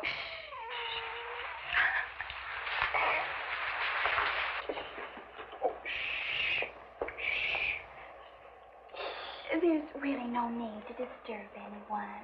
All righty. When does Mr. Bruno get back? He'll be along by and by. Now, Uncle Peter, you just make yourself right at home. Virginia, dear, you may entertain Uncle Peter while I take care of the pretty lady. It's all right. It's all right. I'm sure Elizabeth knows what to do. Well, if you really think so. Sure. Listen, Emily is very easy to get along with when she's asleep. Well, that won't be necessary. Anne will have Daddy's room. It's really very nice. There you go. See? Thank you, Elizabeth. You're really very kind. Well, good night. Yeah. See you in the morning. Mm-hmm. It's awfully nice. This way, pretty lady. I'm glad you came back.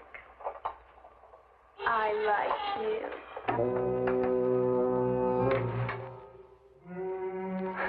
I like you, too.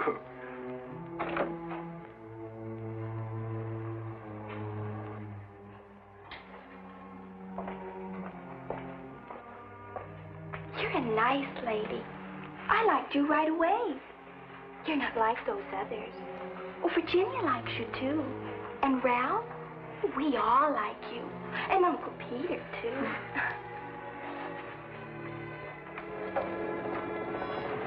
You'd never tell, no matter what Bruno says. You'd never tell. I know you wouldn't. I like you, pretty lady. Pretty lady.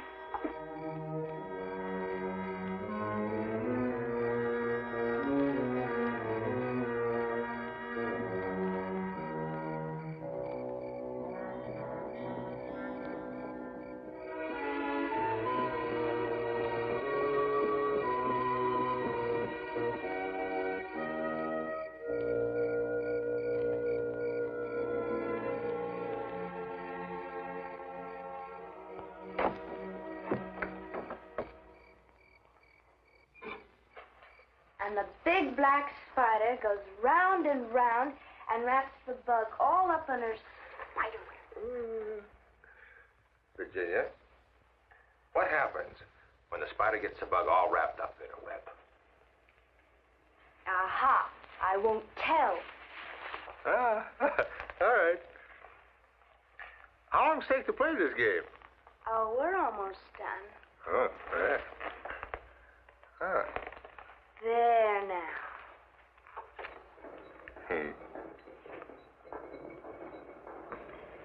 Virginia?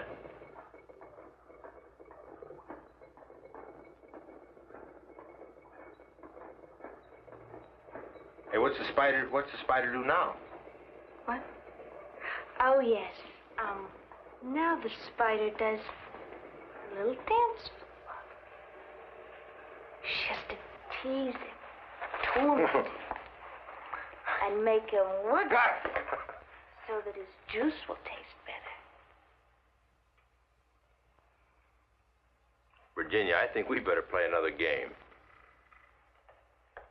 Uncle Peter, do you like that pretty lady? Yes. Yes, I do.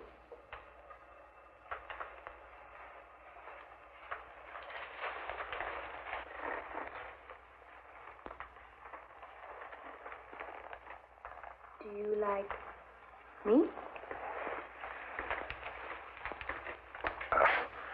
When does Mr. Bruno come back? Bruno won't hate me. He promised. Spiders like bugs. They taste good.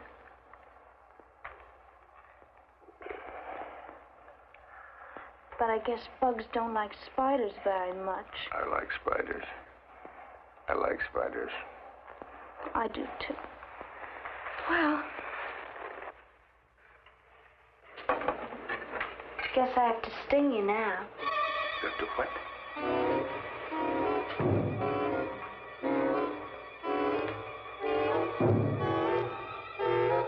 Virginia, what about Mr. Schlocker? Mr. Schlocker? Hey, Schlocker! Sting!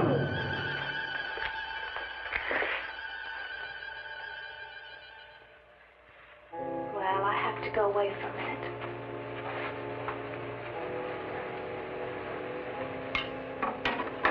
But I'll be right back. Don't go away, Bug.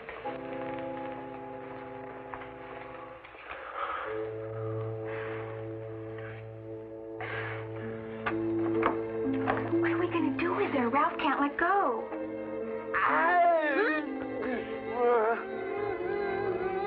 What do you mean, what are we going to do with her? Don't you know you made this plan? But I didn't have enough time to finish it. She wiggles just like a big squiggly bug in a spider web.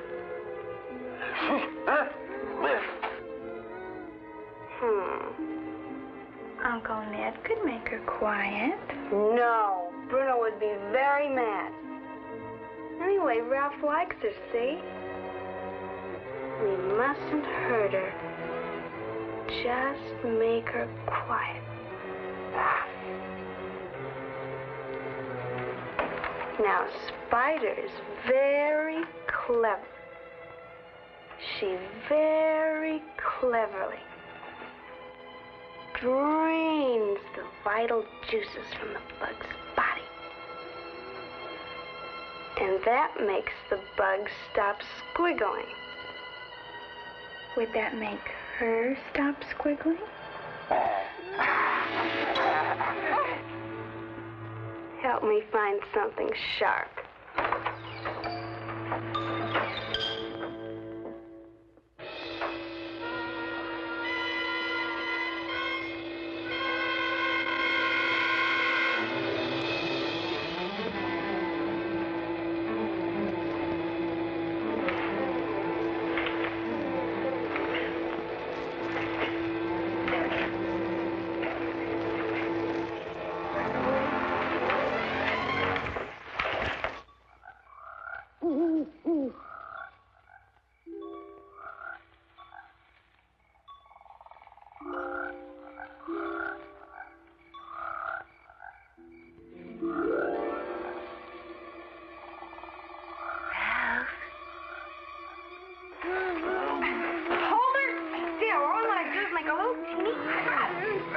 How much did we let run out? Just enough to make her quiet. Then Ralph can play with her better.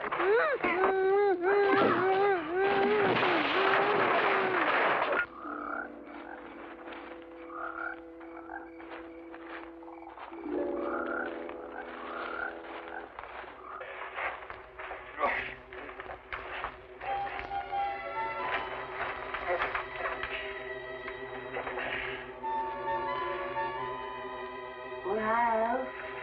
Emily? Ralph. No, Emily, I'm in here. Where you been?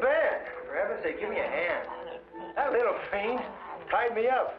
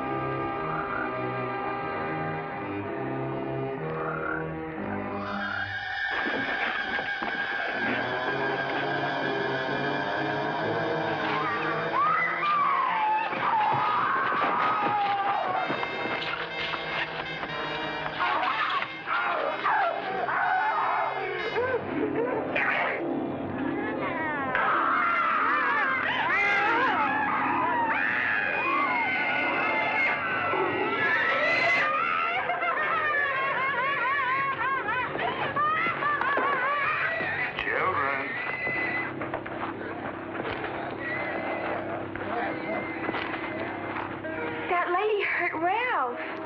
Ralph will be all well very soon. I brought that wonderful surprise I promised you.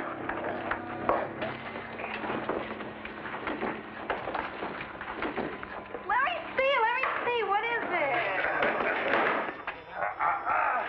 This is a secret surprise.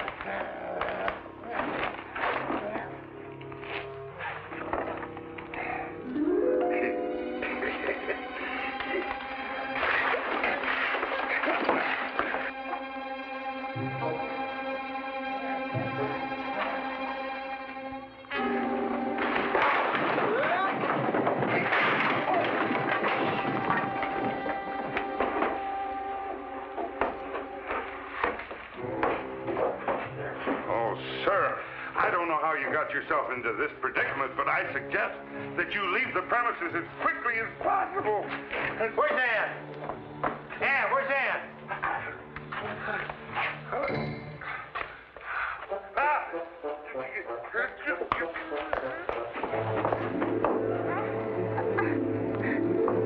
If I were you, I'd hurry, sir.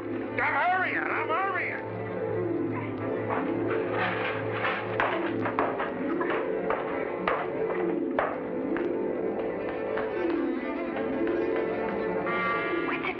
Bruno?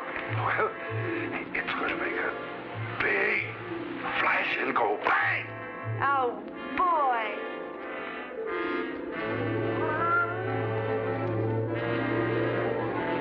Looky. Uncle Ned.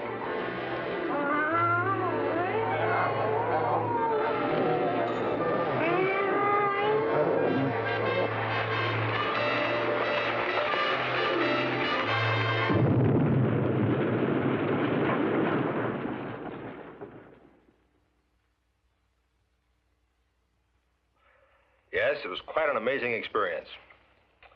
But, for me anyway, a lot of good came of this. Being the only survivor, naturally I inherited the wealth of the Marys, which later turned out to be quite vast. More important than that, though, my wife.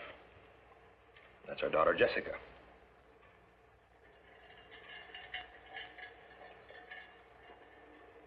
Mommy, may I go outside now? Well, all right, Jessica, dear. But be sure and come back into the house if it starts raining again. Oh, I will, Mommy.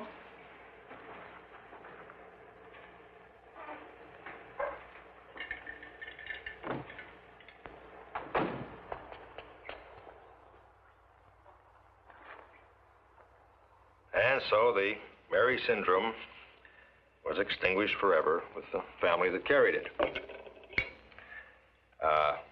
My own branch of the family, being rather distant, we never suffered from the curse.